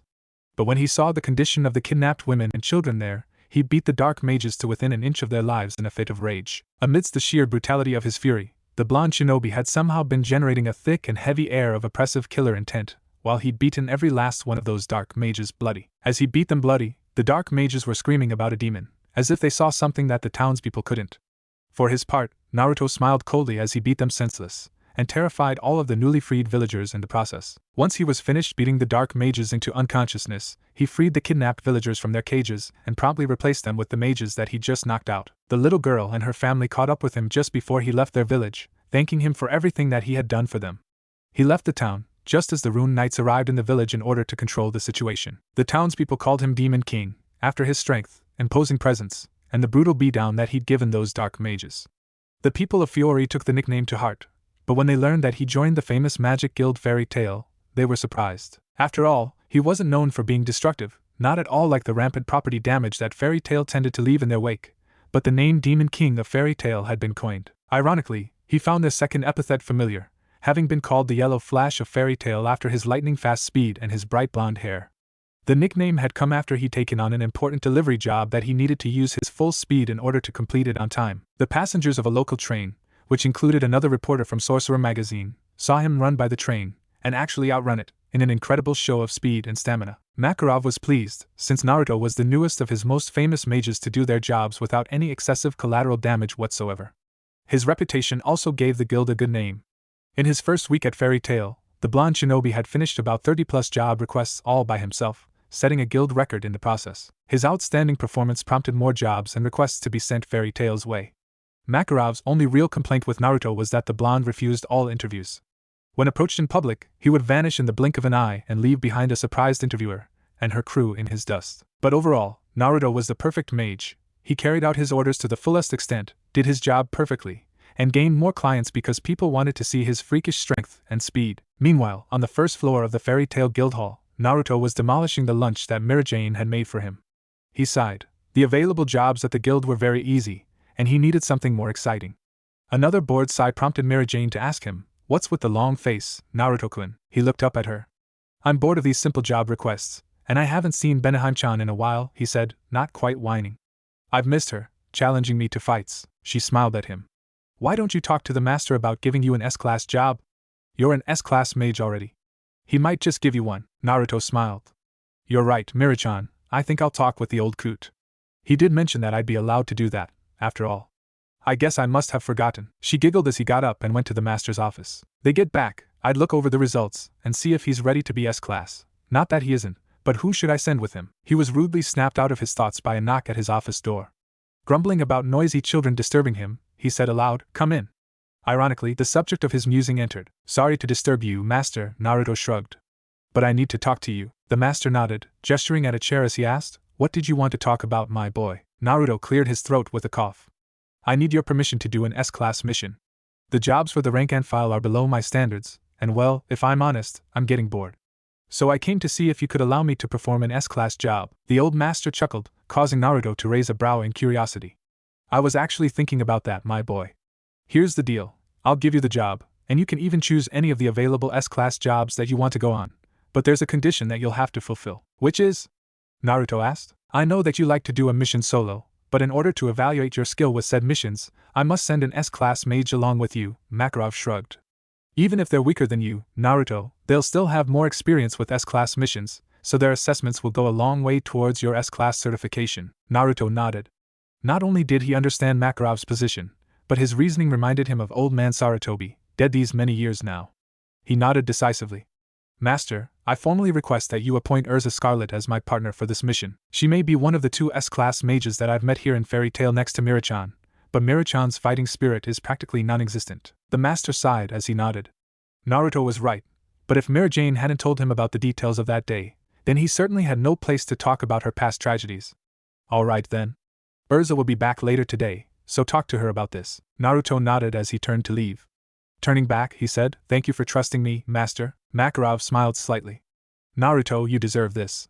You've long since proven yourself to be a great mage and you're a decent person. After all, you haven't let your power go to your head. I just hope that my grandson Laxus could learn something from you. Besides, you're part of Fairy Tail now, practically one of my children. As a parent, I have an obligation and duty to trust and help my children." Naruto was stunned by the man's words. Raised as an orphan, he'd never heard those words except from the sealed imprints of his parents in the seal that held Kurama, the Kyubi no Yoko. He smiled at the idea of having a parent, and walked out of Makarov's office with that sad smile. An hour later, Naruto sat waiting for Urza. She'd be arriving any minute now, and they'd be going on their mission. Like clockwork, she entered the guild hall with members of Team Natsu, who saw him and smiled. Naruto got up to greet his fellow guildmates while Urza ignored him, which only made him smile. "Look, you guys, I've got an important job and I need Beneheim-chan for a bit." Team Natsu looked over at Urza, who seemed torn between wanting to hug Naruto or kill him for some reason. He easily got under her skin sometimes. She looked at him and nodded as he smirked and bowed half-heartedly, making her eyebrow twitch in suppressed anger. "Look, Beneheim-chan, I need you to evaluate me on an S-class mission before I get promoted to S-class. You can even talk to Master about it if you want." Her eyes widened. Naruto, for all of his considerable power, was a very new member of the guild. To receive a promotion to S-class so quickly was unprecedented. In spite of her personal misgivings, she trusted Makarov's wisdom and that he'd act for the good of the guild. "All right, Naruto-kun, let me confirm with Master, and we can go on this mission." She got up and walked up to the Master's office. Naruto stared at Urza's swaying hips and slightly bouncing derriere with a thin smile. Mary Jane coughed into the small of her hand, tendrils of jealousy trickling into her thoughts. Then she grumbled disparagingly to herself as Naruto turned to her with a smooth grin.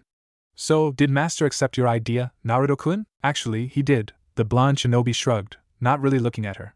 "Thanks to you, actually, but he said that the evaluation would be the last test I'd take before I could be called an S-class mage." "I'm glad to hear that, but be careful.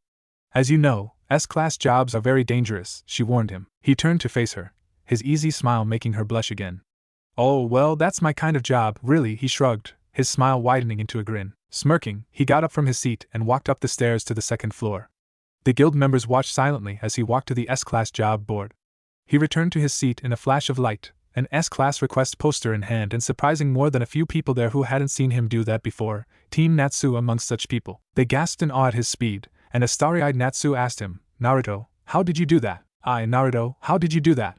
Happy echoed. Gray and Lucy were also interested, so they covertly listened in on the imminent response. Naruto smiled and closed his eyes. Leaning back in his chair, he opened an eye to regard the four of them for a minute or two before asking them, "Eh? Did you say something?" Needless to say, they all promptly toppled to the floor in exasperation as Naruto and Mira chuckled at their misfortune. Around that time, Urza came back. Naruto studied her as she regarded him with a strict and assessing gaze. Finally, she said, "Master said that I'm to go with you and evaluate your level of skill. So which request did you take and when do we leave?" He smiled as he showed her the request, which she took. "Wanted Argus, a rare variety of T-Rex located in the prehistoric forest," she read aloud. "Payment will be 9 million jewels for its capture upon successful delivery to the dinosaur park." Looking up from the sheet of paper, she quirked an eyebrow. "Are you sure that you want this mission, Naruto?" He answered her with a nod and a cocky smirk, as if telling her that the job would be child's play. In a rare display of tact, he ignored Natsu all up in a tizzy about doing S-class jobs. Happy and Lucy looked shocked. They'd been at Fairy Tail a lot longer than Naruto had ever been, and yet he was going to do an S-class job before them. Gray was calm. He knew that Naruto was easily the most powerful mage amongst their little group, even if he wasn't S-class yet. Nodding decisively, Urza gave the request to Mary Jane, who took out the request reference book and noted that Naruto and Urza were taking on the dinosaur park job. Turning back to the blonde shinobi, the red-headed swordswoman said, "All right, then, Naruto, we'll be going now, so get ready to leave." "I have to go pack." Naruto smirked as he sarcastically saluted Urza before vanished in a flash of yellow light, leaving Natsu behind to gape in astonishment. He then shouted, "How the hell does he do that? That's so cool!" Naruto appeared in the guild hall after a couple of minutes, wearing his battle suit. His favorite outfit was a long-sleeved black shirt with a hooded black jacket and a pair of vambraces on his forearms, a pair of black cargo pants with a pair of graves on his lower legs, with steel-capped leather ankle boots on his feet. He sat in his usual chair, where Mary Jane was quick to notice. "Era, ready already, Naruto-kun?" He nodded. "All I've got to do now is to wait for Beneheim-chan outside." "Later, everyone," he shrugged, walking to the door as Natsu and company turned to Mira-Jane. Lucy asked, "Mira-san, did Naruto-san and Urza take a job together?" "Yes, they did," Mira-Jane smiled. "But they've taken an S-class job. I want to do an S-class mission too, Mira-chan," yelled Natsu excitedly. "I supported, happy with his squeaky comical voice. Lucy just gawked at what she just heard. "But Mira-san, isn't Naruto-san a bit new to receive an S-class job?" she asked. "He's only been with the guild for 10 days and yet he's already received an S-class mission. Isn't that strange, Mira-san?" "Master knows what's best for our guild," the former demon of Fairy Tail shrugged. "Everyone knows that Naruto's ridiculously powerful. Look at how he finished his jobs. He's very experienced and has effectively displayed an ability to do much higher level jobs. So please stop. Master's word is final." Natsu was about to whine until he saw Mira-Jane's glare and closed his mouth shut. Gray and Lucy were rather surprised, but were no strangers to Naruto's incredible power. His defeat of both Urza and Natsu in combat was proof. So they were left to wonder what exactly he and Urza were doing now. Meanwhile, outside the guild hall, Naruto waited for his partner to arrive. Minutes later, he saw Urza's trademark scarlet hair and walked up to her.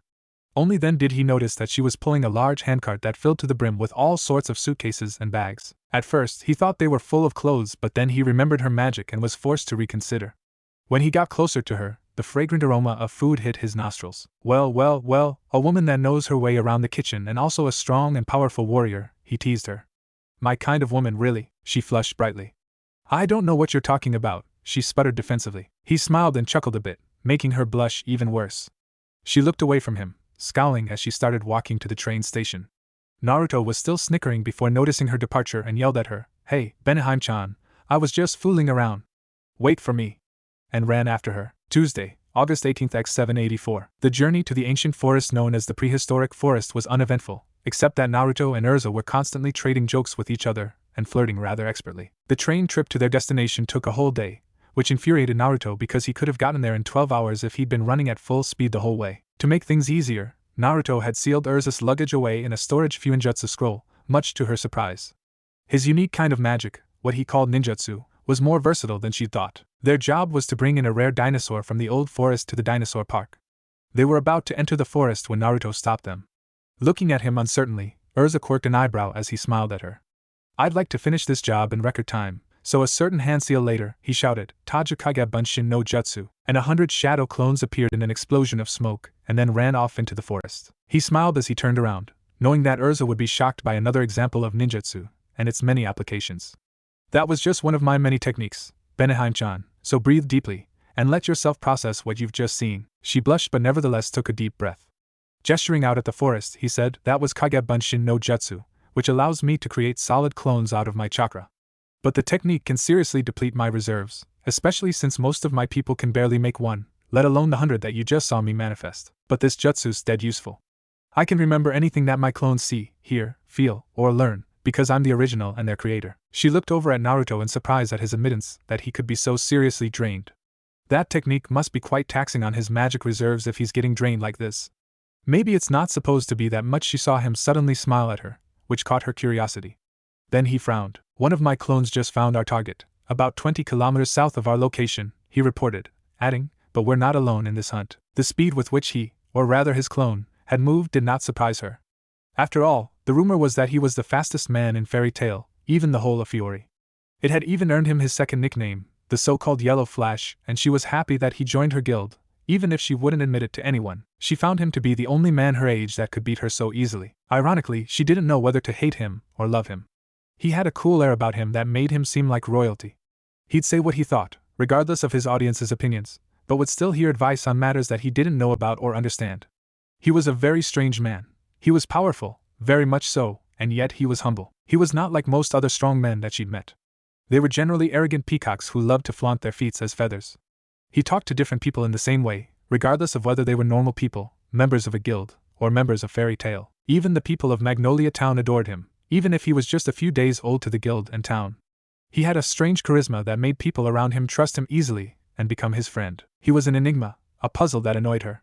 He had a sad and lonely look in his eyes that she would notice and that he would hide behind a bright smile. She couldn't instill any sort of fear in him like she could with other guild members. Ironically, she found this inability refreshing. He could and would talk to her as an equal rather than beneath him. What annoyed her was that he'd flirt with every other girl in the guild in addition to herself and Mary Jane. He'd make her blush at his sexual innuendos and that damnable smirk of his. She knew that he was cute, and that every single girl of her guild had her eye on him. His past, which he didn't talk about in particular, made him more mysterious than Mystigan. Fairy Tail knew nothing about him or his past, and yet he was very sociable and friendly. She sighed as she began her 20-kilometer walk through the dangerous forest, following the would-be S-class mage. Naruto was looking around cautiously as they trekked through the forest. An hour of walking, with a couple of monsters here and there, the two of them reached their target. The loud and familiar sound of snapping tree trunks caught their attention and raised their hackles. As they arrived, creeping ever closer to the source of the noise, they heard a loud beastly roar and a couple of human shouts. Urza was about to charge in and investigate, but Naruto stopped her. She glared at him, her eyes demanding an explanation, and he said coolly, "Urza-chan, we should stick to the shadows until we understand what's going on in there." She struggled to hide her blush at his familiar behavior as she looked away from him. They walked in the shadows of the trees before laying their eyes upon a large creature that was about 15 meters long and had tough leathery red-brownish skin. The beast was fighting a scythe-wielding mage from some guild that Naruto didn't recognize, prompting him to ask Urza if she knew him. She regarded the mage for all of a second before her eyes widened in surprise and she growled angrily, which piqued Naruto's interest. Finally, she whispered to him harshly, "The man with the scythe is Aragorn, from a dark guild called Eisenwald. He was the ace of that guild, but Natsu defeated him." The scythe-wielding mage then disabled the beast with several punishing blasts of wind. As he finished capturing the mighty beast, he laughed. "What an easy job. The money will be useful in helping Master." Naruto frowned. "Urza, you protect that creature from further harm. I'll handle this Aragorn guy." But before she could even reply, he vanished. She sighed and ran to her target as well. Materializing in front of Aragorn, the blonde shinobi waved at him cheerfully. "Yo! Sorry, but you're taking my target. If you'd be so kind as to relinquish it to me, I promise you safe passage." "What do you say?" Aragorn was initially shocked at Naruto, having never sensed him. But he quickly grew angry at this man's audacious request. "Safe passage, you say?" he sneered. "Why would I need that when I could just kill you and be on my way?" Sweeping his left arm in Naruto's direction, he shouted, "Stormbringer!" And a large tornado roared into existence. Its torrential power and imbued wind blades pulverized the surrounding trees as it seemed to charge the blonde man. Suddenly, the sound of a blade cutting through air was heard and the tornado was sliced in half and unceremoniously dispersed. With Stormbringer's power negated, the rubble and dust that it had picked up now began to rain down onto the earth. Aragorn's jaw fell as he realized that he'd just witnessed one of his strongest attacks being reduced to nothing. He saw the blonde man still standing on the ground, with a long black sword in hand and sporting a cold glare sending shivers down his spine. Aragorn was about to retort before he heard a familiar voice say from behind him, "Take the deal, Aragorn the Shinigami. You know that you can't beat him now, and you certainly can't beat both of us." He turned around and paled. Much to his horror, he was face to face with Urza Scarlet, Fairy Tail's notorious Titania. She was standing in front of the beast that he'd just knocked out. "We have legal paperwork for this beast, and we don't want to fight you. Please leave peacefully," he growled as he turned to stare at Naruto again. "Oh, so you're from Fairy Tail? Why do you flies always put your nose in my business? I'll leave this time, but mark my words, I will get my revenge on you and your guild." The wind began to pick up, obscuring their vision briefly before dissipating to reveal that Aragorn had vanished. Urza and Naruto walked to the unconscious beast. She moved to pick it up before Naruto stopped her. "Hey, Benaheim-chan, this job's mine, remember?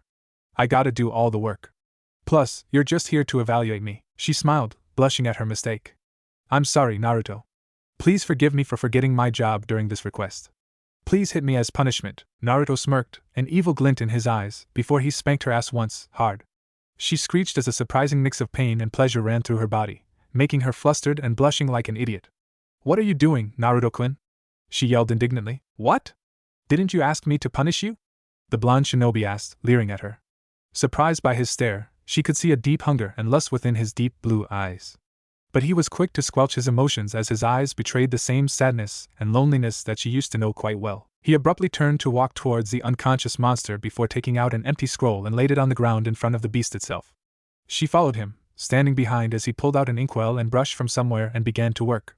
He began to write on the scroll in a strange language that she'd never saw before. Finishing his work within minutes, he sealed away his equipment before making a half-ram sign and shouting, "Fuin!" The scroll's writings began to glow a faint blue before tendrils of energy in the same color crawled to the beast and encased its entire body. A massive smoky explosion later, and the beast had somehow disappeared. The scroll, whose writings had an empty gap in its middle, now sported a strange new symbol in it. Once again, Urza was surprised at this weird magic. But she'd already seen it when Naruto had sealed away her luggage and had preserved her many suitcases before unsealing them when they'd settled into a hotel room only the night before. so she wasn't worried about the dinosaur's health and any possible danger to the integrity of the job. Once he picked up the scroll, Naruto slipped it into an inner pocket of his jacket before saying, "We're done here.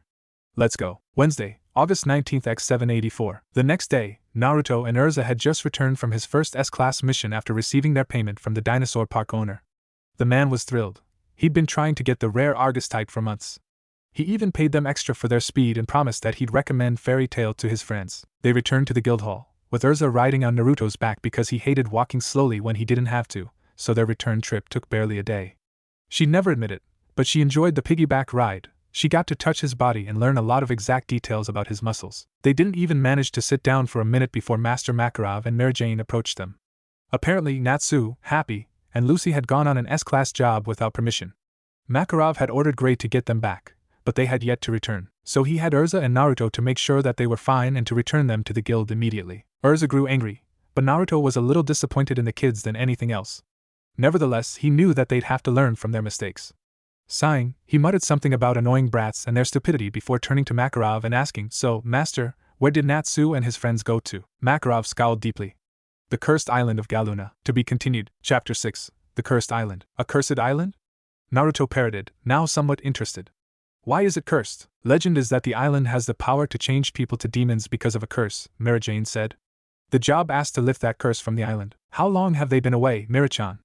Naruto asked, disappointed. They've been gone for 3 days now, Naruto-kun, Mary Jane sighed. Looking over at Urza, Naruto frowned at her silence, which he took as a bad sign. Walking up to her, he placed a hand on her shoulder. She flinched in place before turning an angry glare on him, but he remained unmoved. Everyone in sight of her glare promptly flinched, save for Makarov and Mary Jane, and Naruto was unimpressed with Urza's behavior. Finally, he said, "Let's go get those brats back here and finish the job while we're at it." Urza growled. "I don't care about the job," she muttered. "They broke the rules of the guild and they must come back to face their punishment, that's all." Naruto's eyes softened somewhat. "Don't forget your love for them just because they made a really big mistake," he grunted. "We're only human, after all, and mistakes are what we tend to do." Urza's eyes widened at Naruto's words. Then they softened, and she sighed. Surprised by their newest member's honest words, the guild members smiled. They were glad that the guild finally had a member who could defuse Urza quite handily. Makarov only laughed. "Well said, Naruto," he chuckled. "Oh, and I've received some good word from the owner of that request you took. I'm proud of you, and I'd like to celebrate, but getting those brats back comes first. As of now, however, you're an S-class mage of Fairy Tail. I'll send the needed paperwork to the Magic Council in Era for registration." Naruto nodded and joined Urza as she headed for the guild hall's front door. "One more thing," he called after the two of them, making them stop in their tracks and look back at him. "Please hurry, both of you. I'm worried about those reckless brats." The blonde shinobi smiled and gave a lackadaisical two-finger saluted in response before grabbing Urza's left shoulder. Almost instantly, the two of them vanished in a small tornado of wind and leaves. Makarov was taken off guard again. "How does he do that? I didn't even see him use any of those jutsu of his?" Mary Jane only giggled. "That's what we're trying to figure out too, Master." Thursday, August 20th x 784, Galuna Island. It was the dawn of a beautiful new day, or as beautiful as a day could be when you're fighting for your very life. Lucy was on the beach, fighting for dear life against Sherry Blendy of the Lamia Scale Guild and her magic rock doll spell. But a timely use of Aquarius's double-edged giant wave attack on Lucy's part swept her and her pink-haired adversary away in a torrential sweep of water that left both of them staggering about in dizziness. Lucy snapped out of it first and knocked Sherry to the ground with a clothesline attack that hit Sherry's upper chest and neck and slammed her to the ground. As she was about to lose consciousness, Sherry called on her giant green pet rat Angelica to avenge her, which it did, but neither of them could have imagined that Urza Scarlet would appear from out of nowhere and defeat the rat with a single slash from her Heart Crew's sword. "Urza!" Lucy squeaked in relief, but when she noticed the redhead's terrifying scowl, she trailed off. She was scared stiff, having never seen Urza this angry before. Her eyes seemed to be glowing in anger, and Lucy remembered that she joined Natsu and Happy in breaking the rules of the guild to go off on an S-class quest without permission. Fairy Tail's Titania had come to take them back for punishment. To make matters worse, Happy came to see if she was fine. The second he arrived, though, he saw Urza and tried to escape by flying. But Urza grabbed him by the tail, catching him, before returning her angry stare at Lucy all while holding Happy in place. "Lucy, do you know why I'm here?" the red-headed swordswoman demanded imperiously, looking every bit the queen that Sorcerer magazine had once dubbed her. "Trying to curry some favor," Lucy squeaked softly, "to take us back to the guild for breaking the rules?" But the three of them didn't notice a masked person was spying on them. "Hee, I should inform Lion-sama of this development," it giggled. "It's rude to spy on other people, you know," a male voice mused aloud from behind the masked man, surprising him. "Oh, is that right? The masked man sneered sarcastically. He turned around and saw a tall man standing on a tree branch above him. He was wearing a long-sleeved black shirt under a hooded black jacket, with a pair of vambraces on his forearms, metal-plated gloves on his hands, with black cargo pants and greaves on his lower legs, with steel-reinforced boots on his feet. Well, the yellow flash of Fairy Tail himself? My name is Zalti. I'm honored to meet you, the man said, bowing with mock respect. Naruto only frowned, having noticed something odd about Zalti already. Discreetly sending chakra to his eyes and quickly activated his dojutsu from the shadow of his hood, he smiled as he realized what he was seeing. Now why would you hide such beauty under that transformation, young lady? This shocked Zalti speechless. How? The disguised woman sputtered. Naruto smirked. I discovered the nature of your magical energy flow. From there, learning that you were using transformation magic to hide your true form was child's play. Additionally, my senses are sharp enough for me to discern gender by scent, but your actions just now only confirmed my theory. Altair Milkovich flinched under the weight of his words. That's impossible. No one can sense me when I use my magic, and he could also smell my pharaoh. This is embarrassing. At least he didn't see me blushing. Then her eyes widened. Wait a minute, how'd he know of my beauty? The only way that could have. There's more to the yellow flash of Fairy Tail than meets the eye. With no knowledge of his abilities available, I'll have to retreat. She jumped away from Naruto and vanished. Left behind, he smiled in the knowledge that he'd scared the young woman away. Using Shunshin no Jutsu, he appeared beside Urza and scared her when he clapped a hand on her right shoulder. Benaheim-chan, go easy on them or they'll never make it back to the guild, he told her genially. Naruto-san. A surprised Lucy and Happy yelled simultaneously. Before he could say anything, Urza asked, Naruto, why are you late? Without even looking at him. Sorry, I just got lost on the path of life, the blonde shinobi shrugged. Lucy, Happy, and even Urza all fell over at his rather nonchalant reply. Getting up first, Urza shrugged before turning to the captured duo. Where are Natsu and Gray? We don't know. They wailed in unison, not wanting Urza's scary face on them again. Let's go to the village that gave that S-class quest in the first place, Naruto suggested. That way, we might find one of them there. Urza nodded as she dragged Lucy and Happy with her. Gray woke up to find himself in a strange place, a tent of some kind, with a lot of stuff scattered about its confines. He winced as he managed to sit up, taking notice of his bandaged torso. His ribs had been damaged somehow. Crawling out of the tent, he looked around and found himself in an unfamiliar place. Where am I? He mumbled to himself. Thank goodness you're awake. One of the village girls exclaimed. She had a pretty face, had short black hair, big brown eyes, and was wearing a red tribal bead necklace with an orange bikini top along with a sea green cloth miniskirt. What is this place? Gray wondered aloud. This is the storage house, which is away from our village, the village girl mumbled, looking sad. We had to move here since the village was destroyed yesterday. He then remembered what his old rival Lion had said as he ordered the destruction of the village. Did the bastard actually do it? The girl added, thanks to Natsu-san and Lucy-san, nobody was hurt, and we're grateful for that. He turned to her again. Are they here too? She showed him to a big tent. What he saw in front of it made him shout in surprise. Urza? Naruto-san? Urza was sitting down on a crate, her legs crossed and with a tied up and crying Lucy and Happy kneeling by her side. Naruto was leaning up against a nearby wall. He was unusually quiet, simply nodding to Gray in acknowledgement. Gray, weren't you supposed to get them back to the guild? Urza asked coldly, brooking no niceties. I would have this type of behavior from Natsu, but you've left me speechless. Where's Natsu? Gray sputtered, trying to stall. That's what I want to know myself, the red-headed swordswoman growled. He should have been in the village fighting Radiai's lackeys, Lucy murmured sadly. But when we went there to check for him, we didn't find anything. I searched from the air, Happy added his 2 cents, and that is how we found this place, tied up like this. Everyone ignored the last comment as Urza stood and walked towards the exit. Gray, we're going to look for Natsu, she said decisively. When we find him, we're returning back to the guild. Shocked by her words, Gray yelled, What are you saying, Urza? If you've heard what's happening here, then you'd also know what's happening on the island. So what? She snapped coldly. Her response shocked Gray into silence.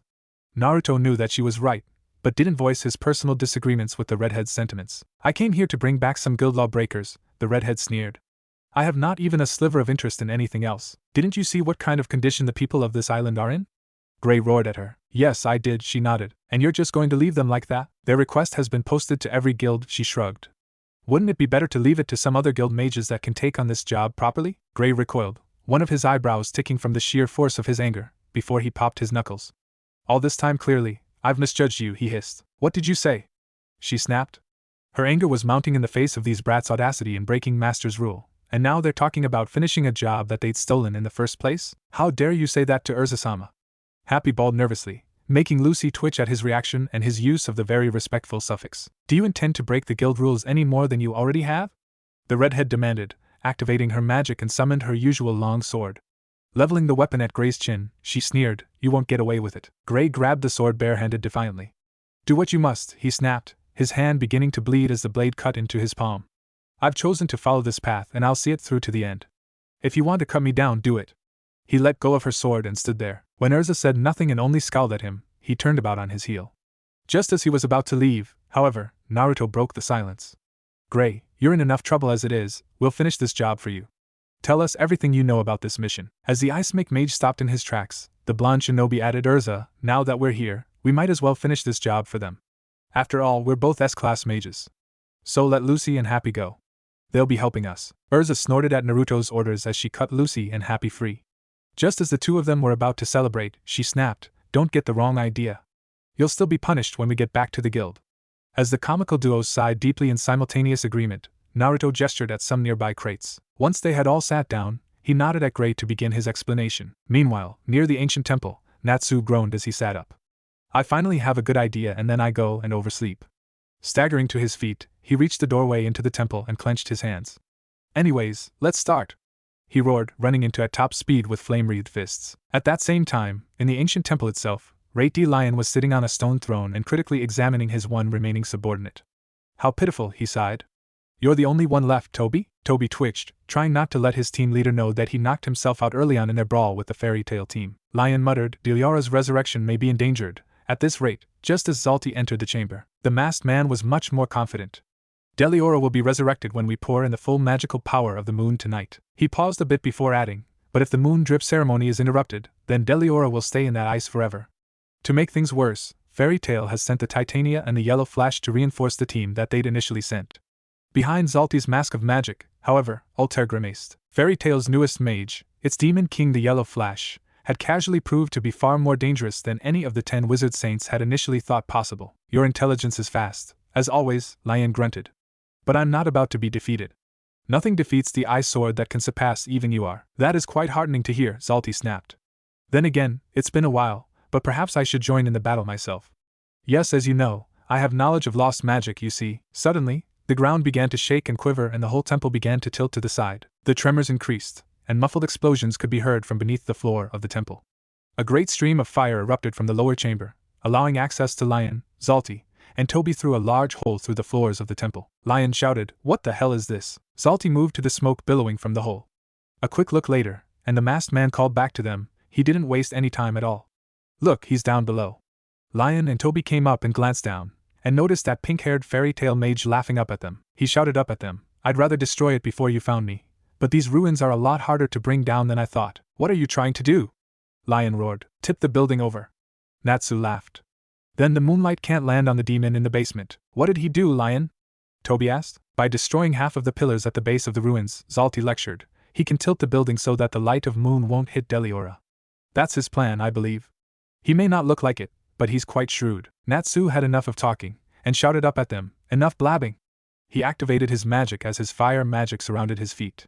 Plumes of flame quickly condensed into jets, making him rise up from the ground before flashing white. The display caught Lion and Toby off guard long enough for Natsu to launch himself at them like a missile, the flames from his feet roaring like an overpowered engine.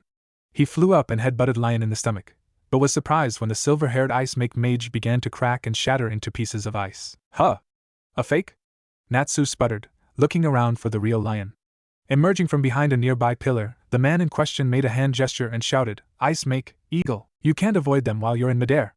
Lion sneered as the magical ice sculptures shimmered into existence and soared towards him. Natsu knew he was right, so he released a stream of flame that slammed him to the ground and handily let him avoid the icy raptors. Lion grunted in anger as Natsu somersaulted into a handstand, attacking the ice mage with a blast of flame shot from his feet. He ducked, managing to dodge the stream of fire that roared overhead as he grumbled, "What random magic." Natsu continued his attack with a couple of fire whips from his legs, but Lion dodged again and jumped back.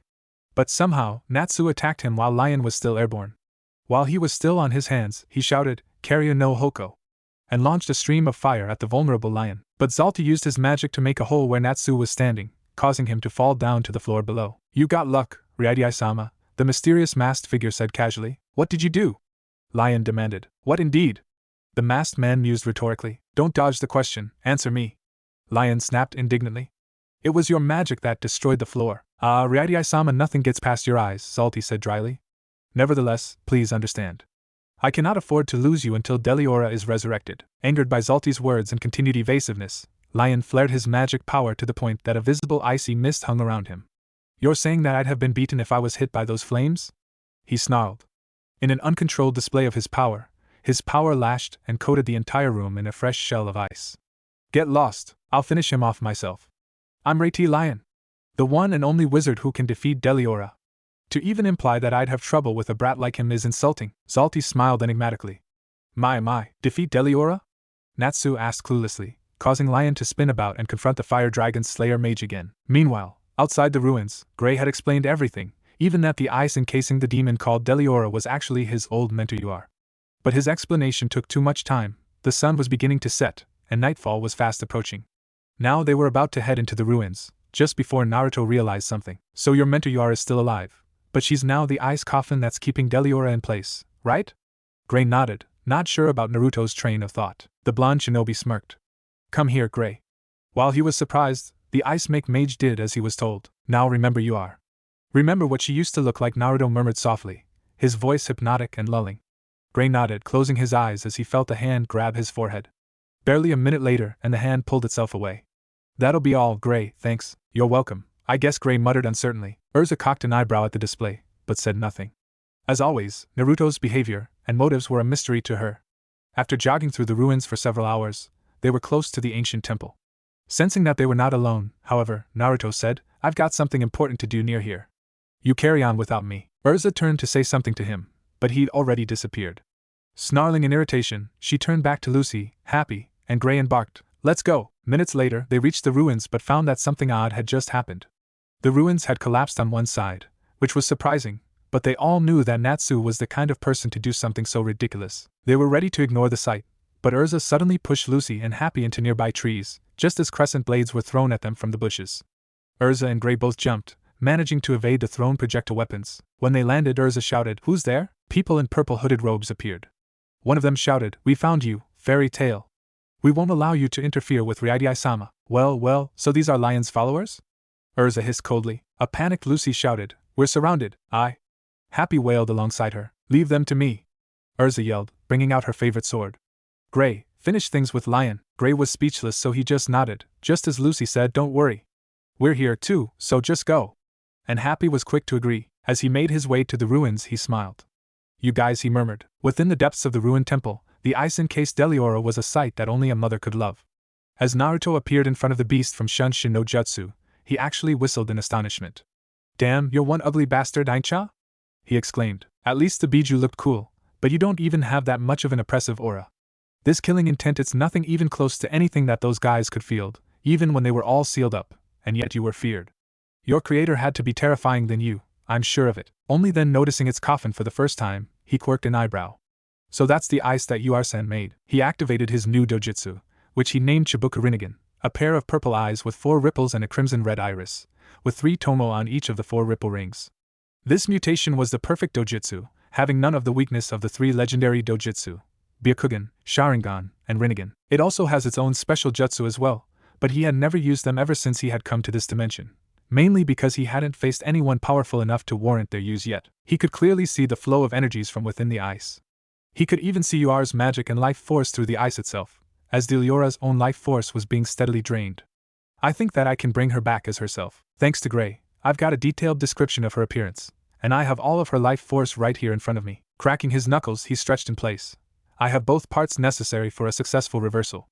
But I have to wait until the ice melts, while it contains her life force within, before I can even begin. That said, even if the demon's already dead, some precautionary binding seals never hurt. Ur's ice shell spell was a powerful ability, to draining the very life force of the demon Deliora and thus killing it. What he could see of the demon itself was that it had been powerful in its heyday, but nowhere near as powerful as any of the Biju. At its peak, Deliora didn't have anywhere near as much power as even the Ichibi no Shikaku, but to be able to immobilize such a figure was a notable feat unto itself. Magic was a frightening thing indeed. This spell could have saved many lives during the Kyuubi rampage on the night of his birth. Such a pity that this magic wouldn't work in his world. Using Edanano was akin to using Senjutsu, and the requirements for that ability back home was so stringent that using magic was effectively pointless. Personally, he'd come to see Kurama as a friend, and couldn't freeze him forever, not in good conscience. His rampage that night hadn't even been his fault to begin with, but rather that of the masked man that Kakashi-sensei had called Uchiha Obito. Naruto shook his head, trying to rid himself of that particular train of thought. He walked behind the frozen beast, so that no one could see him and interrupt his own work, and summoned his calligraphy set and a large scroll. Kneeling before the scroll, he grabbed his brush and began his work on the containment seal. As he was working, however, he could sense Natsu fighting Lion. He sighed. He had to finish this quickly. A couple of hours later, Naruto had finished his Fuinjutsu work and was now meditating.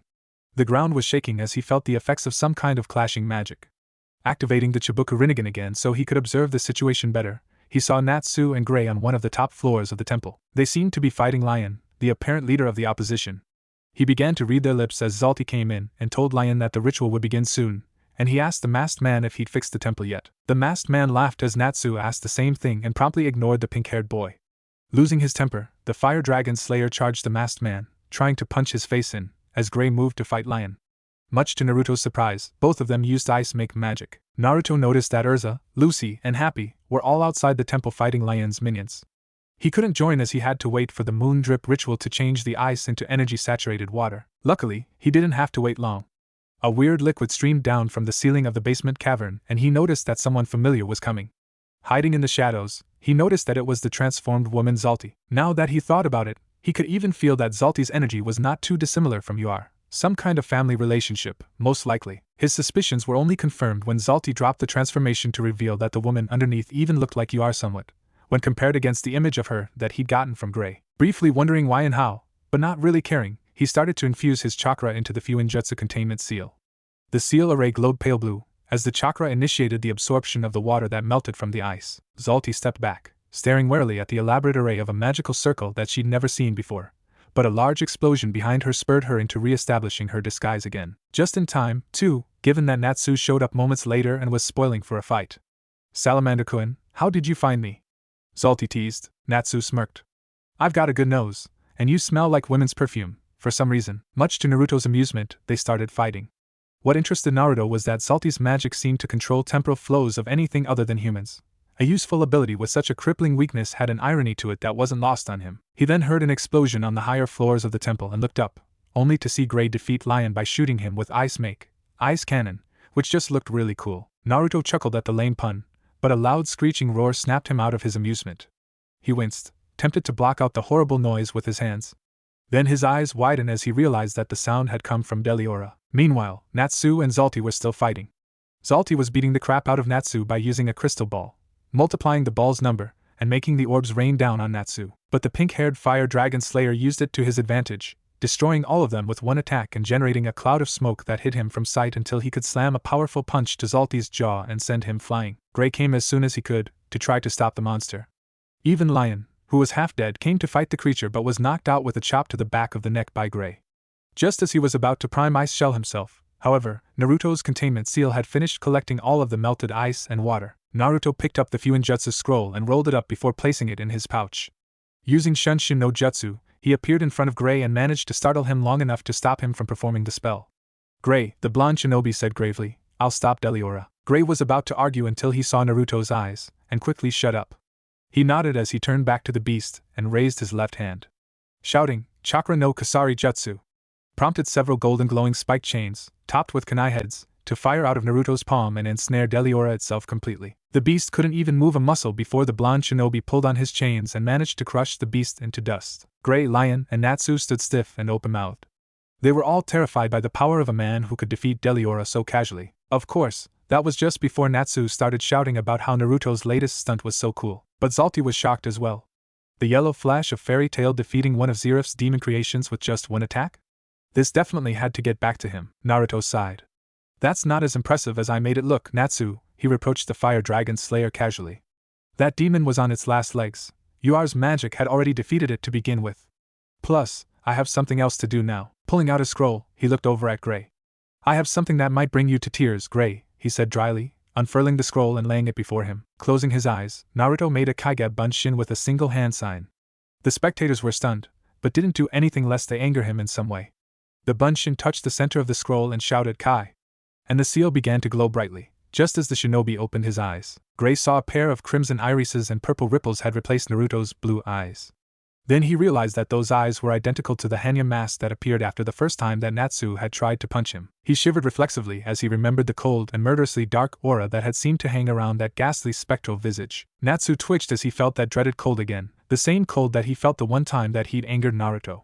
He looked over at the blonde shinobi and noticed that he now had the same eyes as that dreaded demon mask. Naruto then made a series of hand seals, finishing with a clap of his hands as he shouted, "On Mayatan, Banbutsu Sozo." A flash of white light blinded everyone there, but Naruto could see Yua's gathered life force beginning to form and create her body again. Her body absorbed the water that had been saturated with her life force and her magic power, and was quick to coalesce and condense into actual flesh and blood. When the blinding light finally faded away, Gray, Natsu, and Lion were all shocked by what they found. Yua was lying unconscious on Naruto's scroll, a fully flesh and blood woman and alive once more. Of course, she was completely naked, which the Kage Bunshin immediately compensated for by draping an oversized cloak over her body. But before they could say anything else, Naruto fell to the ground unconscious, with blood dribbling from his mouth and nose. None of them noticed Saldi standing up and dropping a transformation spell to reveal the young woman that Naruto had met and discovered earlier. A wide-eyed Altair Milkovich stared at the five of them for several long minutes before cloaking herself in her transformation magic again and spiriting herself away, trying to understand the implications of what she'd just seen happen.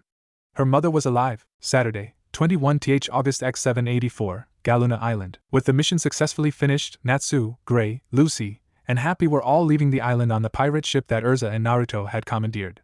The four of them were smiling broadly, having finished an S-class quest and thus proving to themselves that they had some mettle to them. But Urza noticed that Naruto hadn't said a word and was worried. "What's wrong, Naruto? You haven't said a word ever since you woke up after reviving Yuarsen. Are you angry at Natsu, Lucy, Gray, and Happy?" She was still trying to figure out how he'd revived Gray's mentor, purely for academic reasons. Naruto looked at all of them to their faces. "I'm not angry, more like disappointed," he said finally. "I expected better from the four of you. You shouldn't have taken a mission like that. Gray, you should have brought them back instead of joining them." Predictably, Natsu started to shout while the other three looked down in shame. Naruto turned his back on them as he looked out to the sea. When he turned back to them, his face betrayed a bizarre mixture of anger, sadness, and wistful nostalgia. Finally, however, he said, "You know, my first teacher used to say a phrase that I took to heart and still follow to this day. Those that break rules are scum, but those who abandon their comrades are worse than scum." Naruto, calling them scum is uncalled for and very harsh. Urza shouted at him. "Hey, relax, Benahin-chan, I haven't made my point yet," the blonde shinobi sighed, putting up his hands in surrender. "The reason that Master even placed those rules is to ensure the safety of everybody in the guild, and they just went and disregarded his judgment." Turning back to look out at the sea, he added, "You guys didn't do that for your comrades. Your own selfish desires wanted the prestige of pulling off an S-rank mission successfully, and you went and almost got yourselves killed for your trouble." Natsu, Gray, and Lucy exchanged uneasy glances with each other. They'd been so caught up in Naruto's monstrous power and casual boredom with regular jobs that Natsu's hot-headedness had led him to think that he could mimic the shinobi's feat. He'd managed to coax Happy and Lucy into his own brand of foolishness, and suckered Gray into it when his rival had noticed where the mission was being held. Having let them mull over his words long enough, Naruto added, "What would you have done if you couldn't handle the realities of the mission?" When the of them turned to look at him, they noticed that he was absently twirling a kunai around his finger. "What if there had been more trouble than you could handle?" "Then what'd you do? You could have sacrificed each other's lives, but for what?" "To know what it's like to do an S-rank mission. Making mistakes. I don't know how disappointed I should be in the four of you when I've done some things just as stupid." With that, Naruto left them to let them think over his words. Natsu, Lucy, Gray, and even Happy just sat there in silence, trying to understand the implications of his words. Urza was lost in thought for a different reason. This is the first time that he's ever spoken about his past. He's almost as much of a host of sorrows as me, but he can still smile warmly to everyone. What's happened to him to make him the man that he is today? To be continued. Chapter 7, Phantom Lord. Sunday, August 22nd x 784. "I'm sorry, Seagrain-sama, but I didn't think that that woman's magic would be that powerful." Altair Milkovich sputtered through her thought projection magic.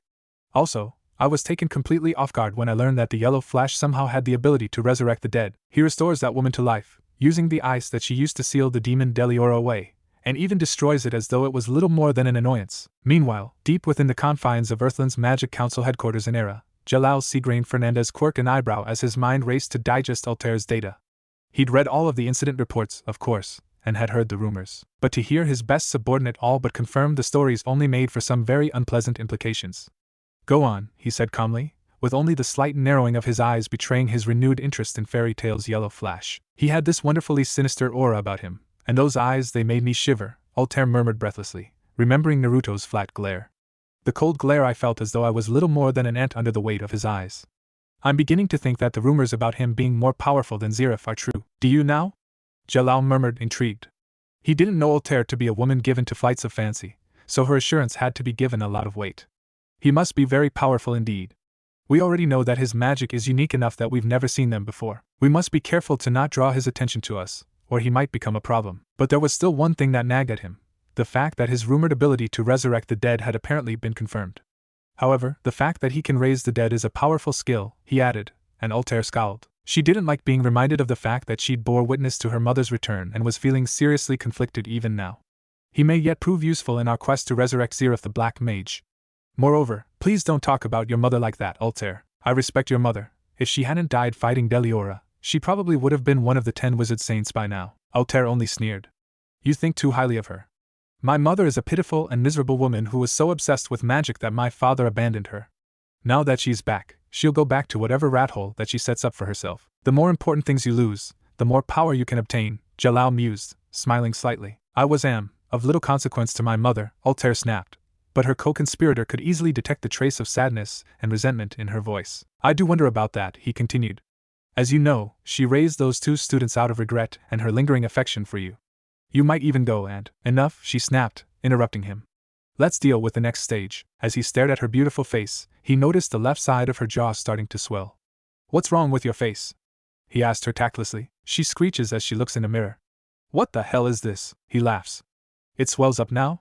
Speaking of which, what was your impression of Natsu during your fight? She winced as she placed her hand on the swollen cheek. I didn't even use half of my power, but he had an impressive strength of will.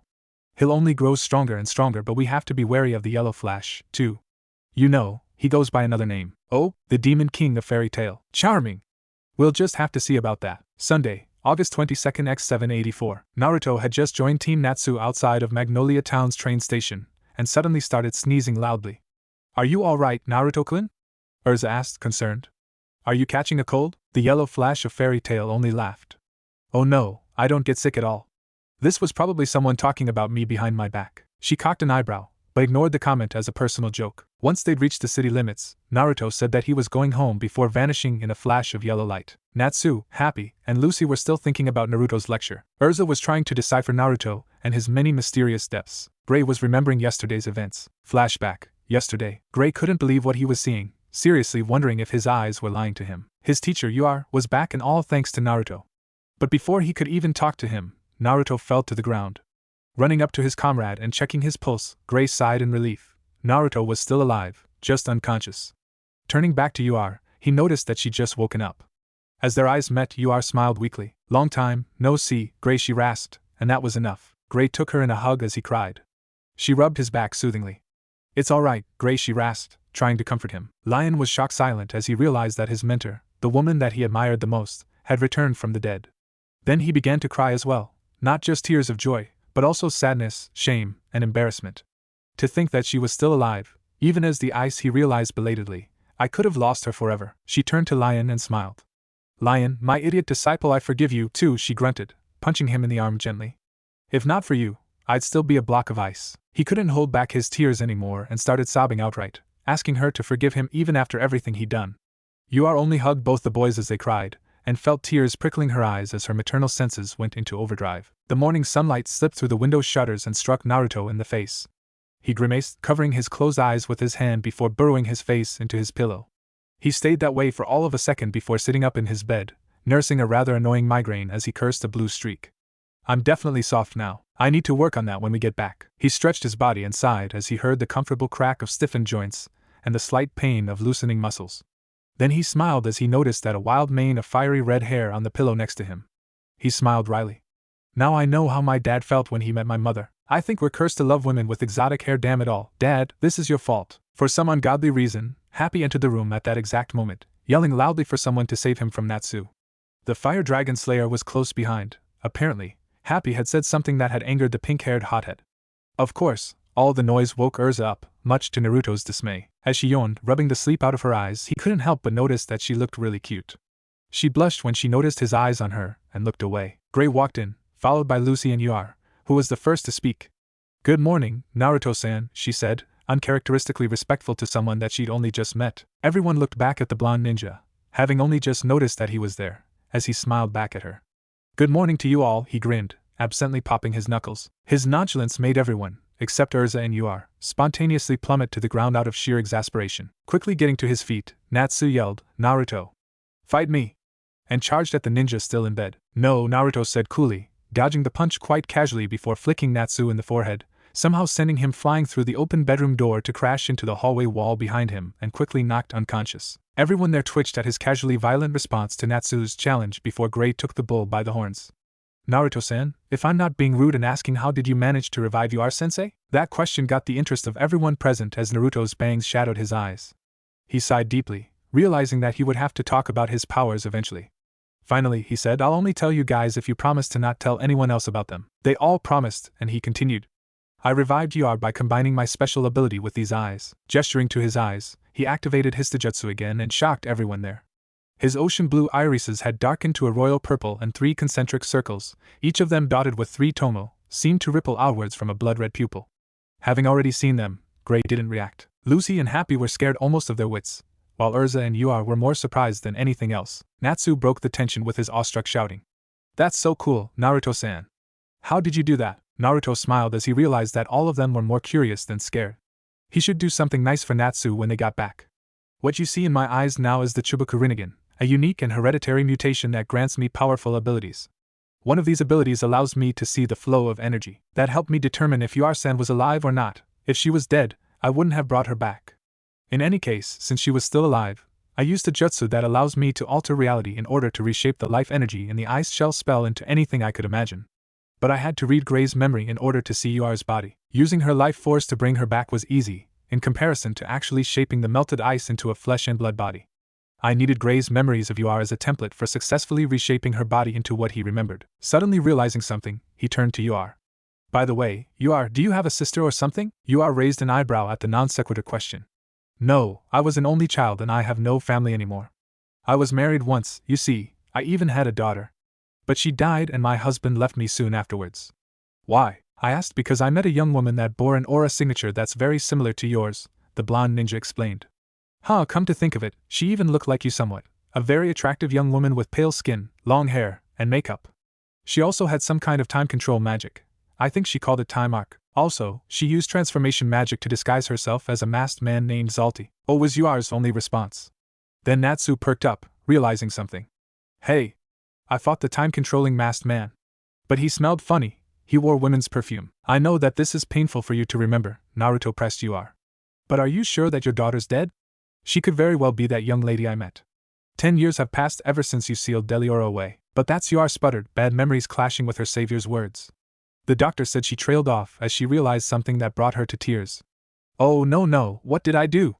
she wailed, falling to her knees and crying hysterically. Gray was by her side instantly, trying to comfort her. "What's wrong, Ur-sensei?" he asked. She continued to cry for a while.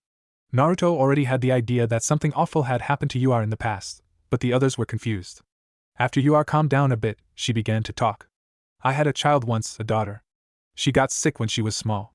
I took her to a good doctor in the hopes that he could make her well again." Lucy was already teary-eyed and Gray was clenching his fists. "But that damned doctor tricked me!" Ur shouted angrily. "He said that she died and her body was so badly mutilated that I wouldn't want to see her." Naruto only closed his eyes, silently mourning the death of innocence as Natsu actually growled. "I was heartbroken when he told me that she died," Ur muttered, sniffling. "I didn't want to see if she really had been mutilated by the illness effects on her in death. I didn't want my best memories of her to be tainted by such a ghastly image." Like an idiot, I believed him. I left without seeing her body. "So the young woman really is your daughter," Urza muttered. "What's her name, Ur-san?" "Altair Milkovich." Flashback end. Urza suddenly began to speak, snapping Gray back to the real world. "Now let's get back to the guild and let the master decide your punishment." "Shit!" Gray grumbled. "I almost forgot. Regarding this case, I kept thinking I could overlook your actions." They all sighed in relief before Urza added, "But the master renders the verdict. I do not intend to defend you either. So be prepared for your punishment." They all groaned in despair, their heads hanging low. Then Gray flinched, remembering something important. "Oh shit!" he swore. "The geezer will do that to us." "Oh no, you don't mean that, Gray!" Happy wailed, frightened. Natsu was smiling obliviously before Lucy asked, "Natsu, what is that they're talking about?" His face suddenly transformed from a happy smile to a blatantly terrified look right in front of her, only scaring her even more. Urza smirked slightly. Oh, I think Master will definitely do that to you guys as punishment. I feel sorry for you, Lucy, even you will get that as well. Lucy was hugging a little stuffed dog in fear. I don't understand, she screeched. What is that you guys are talking about? Natsu and Gray had their heads bowed in resignation. Lucy continued asking them about that to no avail, and Urza noticed that they had the attention of the people of Magnolia Town as they whispered amongst themselves. Huh, she mused speculatively. Are they scared of us or something? Then she could only just suppress a gasp as she noticed something strange and unbelievably shocking, as she bore witness to a sight that she'd hoped would never happen. Gray snapped out of his depression when he heard Lucy gasp outright and Natsu growl. He glanced around, trying to figure out what his compatriots were staring at, and then croak in disbelief. As one, the four of them broke into a run as they ran up to the Fairy Tail Guildhall. Up close, however, they belatedly realized that the Guildhall had been wrecked. Massive iron shafts had been thrown throughout the guild's walls, making it resemble a giant pincushion of sorts. Natsu was shaking with rage as he growled out, Our guild is ruined." An equally angry Urza demanded, what in the world happened here? Phantom Lord Mirajane replied from behind them, happening to have returned from an errand. What did you just say? Gray asked, after calming himself down. Phantom Lord? Natsu snarled, visibly angry. I hate to say it, but they got us. The demon of Fairy Tail scowled, anger seeping into her voice. Meanwhile, Naruto was shirtless in his house and wearing only a pair of shinobi pants. Unusually for him, he was exhausted. But this wasn't because of the mission but rather because he'd used the Chubaku Rinnegan without unsealing his full power. As a result, using an Unmayatan-type jutsu like Banbutsu Sozo drained most of his usual chakra reserves and knocked him out cold. Given the fact that such a ninjutsu was classified as a ridiculously high-powered S-class jutsu rather than just simply impossible, Naruto needed to release his sealed power in order to even use it safely. But that caveat came with its own problems, making him sigh as he remembered why he'd sealed away the vast majority of his power in the first place. He couldn't walk around without killing civilians by the leaking traces of his immense power. He trained himself for the last 4 years, all to control his power, and all that training paid off. Now he could move around again without hurting anyone anymore. Just to be sure, he applied a suppression seal on himself. The irony of this necessity had not been lost to him. Now, for the first time in 4 years, he was about to release those seals. Sitting down in the lotus meditation pose, he began to release all of the built-up chakra that he'd sealed away only 3 years ago. He scowled as he struggled to maintain the slow trickle needed to successfully release these prodigious reserves. He couldn't let all that chakra out all at once. He'd explode from the sheer overload of the last 3 years, and what was left of his body would make the room look like something out of a horror movie. This meant that he had to sit there, slowly releasing the seals little by little until he finally opened about a tenth of the whole array. He felt a flood of rejuvenating chakra that ran through his body, healing his injuries and rejuvenating his vitality. He sighed happily as he stood up, stretching in place as he threw a few punches in the air. There's no way in hell that I, Uzumaki Naruto, will grow soft like Sarutobi Gigi, he declared, grinning broadly. Not knowing that the guild had been attacked, he went to his backyard and trained for a couple of hours, slowly loosening his seal up even further, and thus increasing his power. He stopped quickly enough, unwilling to open the floodgates any further. Instead, he went back to meditation, now beginning to control his breathing and expanding his consciousness. This allowed the natural energy of the world to activate his Senin mode. Much to his surprise, however, he noticed that the signatures of his friends at the guild were underground and that there were a lot of hostile foreign signatures in the guild hall itself. His eyes flew open as he stood up to get dressed. Damn it all, now what happened? He groaned.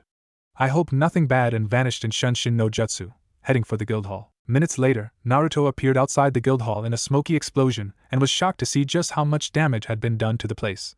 He noticed that the metal columns had magical energy, what the locals called nano, flowing through each of them in as much the same way as Yuara's ice shell spell. The guild members weren't in the guild hall, but rather in the basement. As he walked in, his nose twitched and he realized that he couldn't smell blood or death in the air, two scents that usually accompanied such a devastating attack. That said, the guild hall had been smashed up pretty bad. He sighed in relief though, since he didn't want any of his new friends to get hurt or die.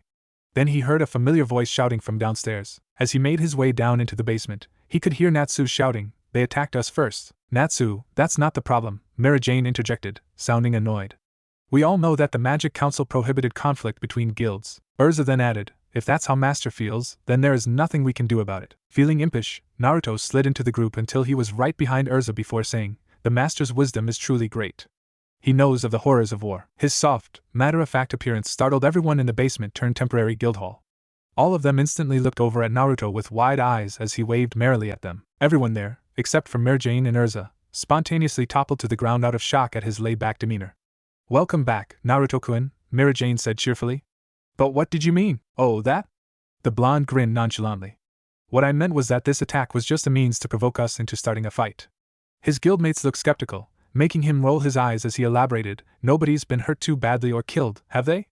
Who attacked us, anyway, Mira-chan? Mira Jane frowned but replied, the Phantom Lord Guild. Oh, I remember something about how they used to be the top magic guild in Fiori, right? Naruto mused aloud, scratching his chin thoughtfully. Naruto, we have to go kick their ass. Natsu yelled. No, the blonde shinobi said coldly, the ice in his voice scaring Natsu stiff and surprising everyone in the guild with his rapid mood change. Mira Jane nodded as he continued. They might be angry that our guild took their spot at the top. Now, they're probably seeking a way to get revenge or to destroy us.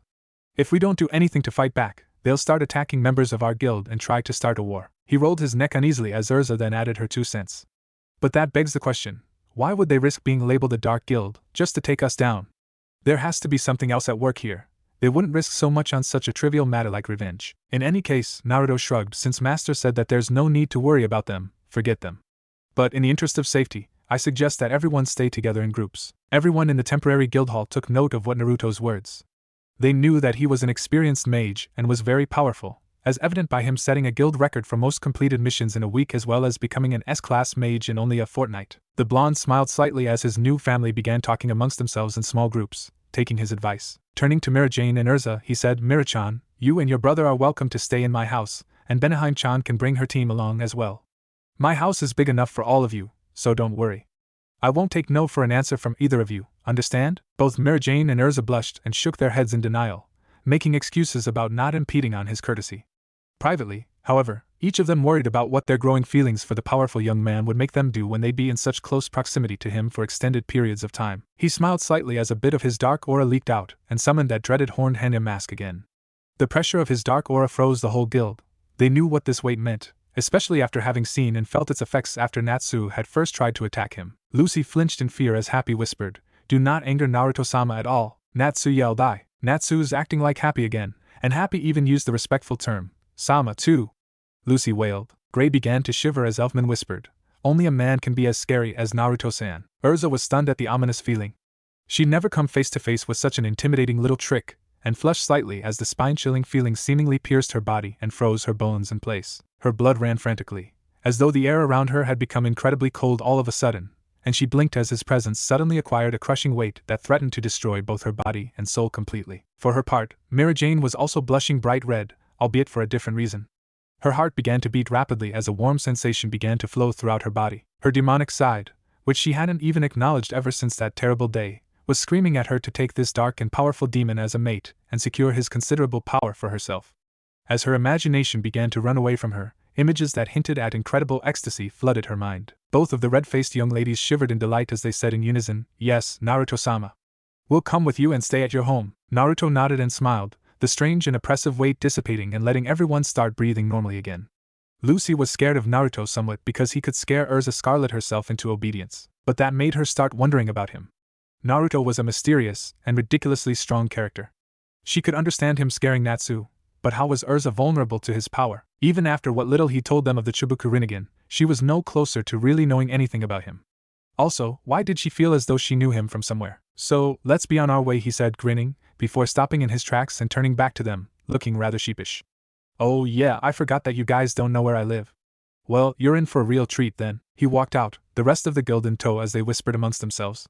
Naruto headed west from the trash guild hall for about 15 minutes before they approached a massive gate framed by the front legs of a massive 10-tailed fox statue with its mouth open in a roar.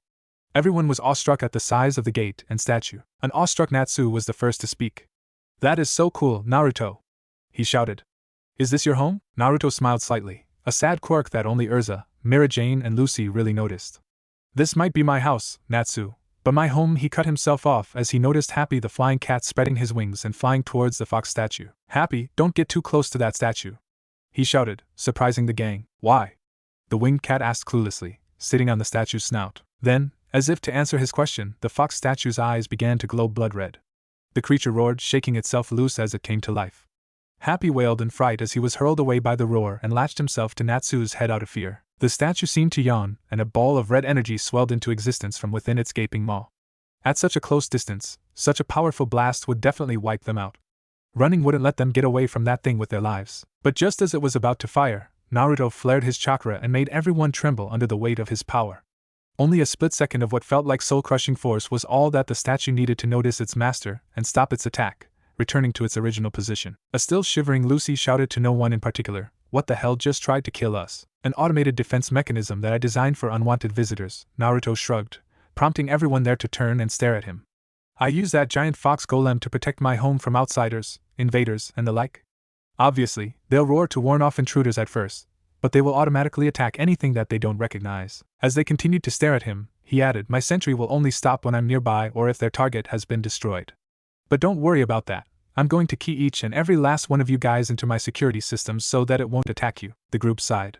As they walked up to the gate, it opened up automatically and the sight waiting for them left them awestruck. Naruto's house was an exotic design that featured sloping roofs that curved upwards at a gentle angle on each of its levels, and also had a large and beautiful garden surrounding a sizable reflecting pool in the front yard stationed on the left side of the paved path leading up to the large house's front door. Standing before them, his arms spread open as if to take in such a remarkable sight, Naruto bowed at the waist in a highly exaggerated display of flamboyance before saying, "Welcome to my humble home." Almost in unison, the whole group wondered what kind of home Naruto would consider extravagant if the exotically designed mansion before him was little more than a house. As he was about to usher them in, a pale-skinned woman with blonde hair and light green eyes appeared and bowed to Naruto as if he was a prince. He groaned. "Maya-chan, how many times do I have to tell you not to bow to me like that?" "I'm very sorry, Naruto-sama, but I'll never learn," the blonde woman said cheerfully. "If you hadn't come along when you had, I and my whole family would have died at the hands of those werewolves." Naruto grumbled something about promises and saving people as an older man with dark hair and light blue eyes also appeared and bowed at the waist as well. "You know that she's right, Naruto-sama," the slightly tanned man said reproachfully. "As we've already told you, our family tradition states that we must serve anyone who saves our lives." "Not you too, Marco-san," Naruto groaned. "I thought I told you that calling me master wasn't going to fly. I'm not your master. I save anyone who's in trouble." Naruto, Urza of all people, was the first to interject. "If you don't mind me asking, who exactly are these people?" Benihime-chan," he started, as though he'd only just realized that he'd brought them along. "This gentleman here is Marco Polo-san and his wife Maya Polo-san. They have 4 beautiful children, each of whom you'll meet once you're actually inside my house." Now Mira-Jane was intrigued. "How exactly did you meet them, Naruto-kun?" "Not much of a story there, Mira-chan," the blonde shinobi shrugged. "I was passing through Fiori Northwest region a while back when I came across their family surrounded by a pack of werewolves that had attacked and destroyed their village. I saved them, but couldn't get to anyone else from that village in time." He scowled as bad memories flitted to the forefront. "So I had the unique pleasure of exterminating that entire werewolf pack." As they mulled over Naruto's unambiguous words, Marco added, "I'm grateful to Naruto-sama for saving my children. I have sworn myself to his service." Naruto grumbled something as Maya said, "Naruto-sama, dinner will be served in a few minutes. Why don't we take your guests to their rooms and let them refresh themselves?" Sighing wearily, he nodded. "Good idea, Maya-chan. You might as well let your kids show them to their quarters. I'll be up in the library." Lucy went starry-eyed when she realized that Naruto had a library, prompting her to ask, "Naruto-san, can I go to the library with you?" "Sure you can. After you eat," he replied cheerfully. "I need to do something first." He vanished in a sudden whirlwind as both Marco and Maya showed his guests into Naruto's house. Before they could take their master's guests to guest rooms in separate wings of Naruto's large home, the two of them and their charges were besieged by their 4 children. The oldest were 15-year-old twins, a boy and a girl. The boy, Zigger, had green eyes and dirty blonde hair and peppered Elfman with questions about what it meant to be a man. The girl, Rosalia, had dark hair and steel blue eyes and seemed a bit shy around Natsu and Gray, blushing ever so slightly. The third child was Julio, all of 10 years old. Curiously, he might have resembled his father Marco entirely, except that his left eye was light green and his right eye was light blue. He was energetic and a bit of a prankster, given that he tied a simple knot into Happy's tail, and the flying cat had yet to notice. Last but not least was Elizabeth, all of 6 years old. The girl that everyone called Eliza-chan had light blonde hair, sky blue eyes, and had little freckles on her small face that had Mira-Jane hugging the little girl tightly and calling her adorable. Ironically, the youngest children of the family began fighting over Happy all of a sudden. Their mother intervened, saving poor Happy from being pulled apart. The gang laughed as Happy cowered behind Natsu's head, whining something about demonic children. The 3 female members of the Polo family lead Lucy, Mira-Jane and Urza to their quarters in the east wing of Naruto's palatial home. Mira-Jane asked Maya about where Naruto slept, making her giggle and wonder aloud if someone was interested in a late-night visit. Her thinly veiled insinuation left all 3 of them blushing in embarrassment. Adding to their shame, Maya added, "You can't miss it, just walk up the central staircase until you see an orange door. That door leads to his personal apartment." It's right next to the white door that leads up to the attic. The girls huffed in embarrassment as Maya chuckled. I'll tell you something else about Naruto-sama, she added, grabbing their attention. He's a very secretive man. Not that he wants to, but he's had a lot of bad things happen to him. He must have lost someone important to him. He might seem strong, but he's actually heartbroken inside. I'm hoping that you girls might be the help that he needs to put his heart back together again. Don't you mean one of us would help him? Urza asked, wondering about Maya's choice of words. No, I actually meant all of you, Maya said, grinning. I think that all of you might have a connection to him somehow. Urza, Lucy, and Mary Jane flushed at her insinuations, making her chuckle. Maya stopped by a plain door and opened it, turning on its lights. Her 3 temporary charges found themselves impressed by the room. It was fairly large, featuring 3 full-size beds. Each bed even had a personal nightstand with a small lamp placed on top of it. The room also had a big bathroom, complete with a couple of shower nozzles dangling over a rather large tub. The girls were starry-eyed.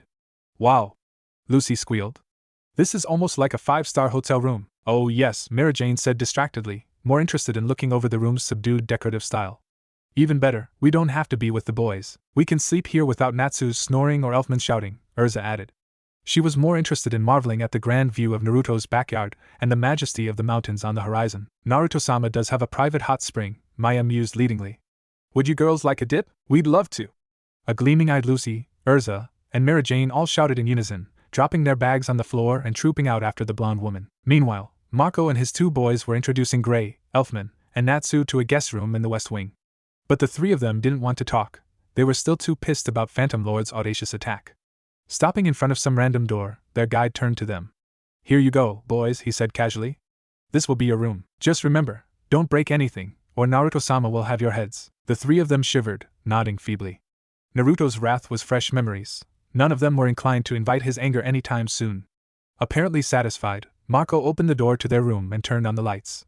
The room's subdued decorations accentuated its 3 beds, each with its own nightstand and small lamp. The big bathroom that was attached to the room itself was luxurious in ways that none of them had thought possible. Predictably, Natsu took the lead. He jumped and dived onto the bed under the window, shouting, I call this bed.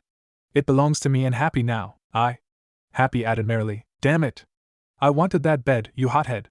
Gray bellowed, running to the nearest bed long enough to grab a pillow that he threw at Natsu, hitting him in the face. You icy exhibitionist prick. The pink-haired fire dragon slayer shouted, retaliating in kind. The thrown pillow hit Gray in the face with enough force to knock him out flat on the ground. Triumphant, Natsu roared with laughter as Elfman tried to intervene. Are you 2 men or not? He bellowed. You should fight like men. He got a double strike, a pillow from both Natsu and Gray, to the face for his trouble. Growling, he snatched up the 2 pillows and leapt into the fray with a roar. Marco stood by the sidelines, shaking his head in exasperation. 2 hours later, the group met in the dining room for dinner. As they ate, Maya came up to Naruto, water pitcher in hand. Naruto-sama, please lock your library so Julio-kun and Eliza-chan cannot get in and ruin your notes. You do remember what happened last time, yes? Oh, that reminds me. Lucy perked up. Naruto-kun, could you please let me in your library? Pretty please? She was all but begging him, her hands clasped together, as though she was praying. Naruto sighed. Fine, he said, as Lucy squealed happily. He never could say no to a pretty face. Can I see your library as well? Mary Jane and Urza asked him simultaneously. Chuckling, he nodded indulgently. A few minutes later, with dinner over, Naruto took the girls up to his library. Lucy gasped as she realized that she could see full bookshelves as far as the eye could see. Urza noticed an orange-covered book, the words Ica Ica Paradise denoting its title, and read only a few passages somewhere in its latter half before she started blushing horribly. You know, you could borrow that, Naruto said casually, from behind her. Urza started, twitching at the sheer embarrassment of her predicament. I didn't know you were into racy smut novels, Ero Benaheim-chan, he added, humiliating her even further. If you'd like, I could always show you some of the moves in those books. The heat on her face burned hotly as her host chuckled under his breath. As he pulled away, Lucy noticed some papers on a nearby table and wandered over to them. As she began reading their contents, her eyes widened as she realized what she was reading. Turning to Naruto, who just struck up a conversation with Mary Jane, the stellar spirit mage yelled, Yo Hokage-sama. Meanwhile, in Magnolia Town, Levi McGarden and her teammates Jet and Droy were walking home together after the Guildhall had closed for the night. Following Naruto's advice had been a good idea. Several hooligan bands had seen them together, and had all but run away from them. They were having fun, laughing and joking around, before they were hit by something from behind and everything went black. To be continued. What if Shinobi Alliance reads Naruto Fairy Tail? And thanks for watching my video till the end. If you enjoyed this content, then do consider subscribing to my channel, and leave a like if you guys need the next part. comment down, and thanks for watching the video, and see you guys in the next video.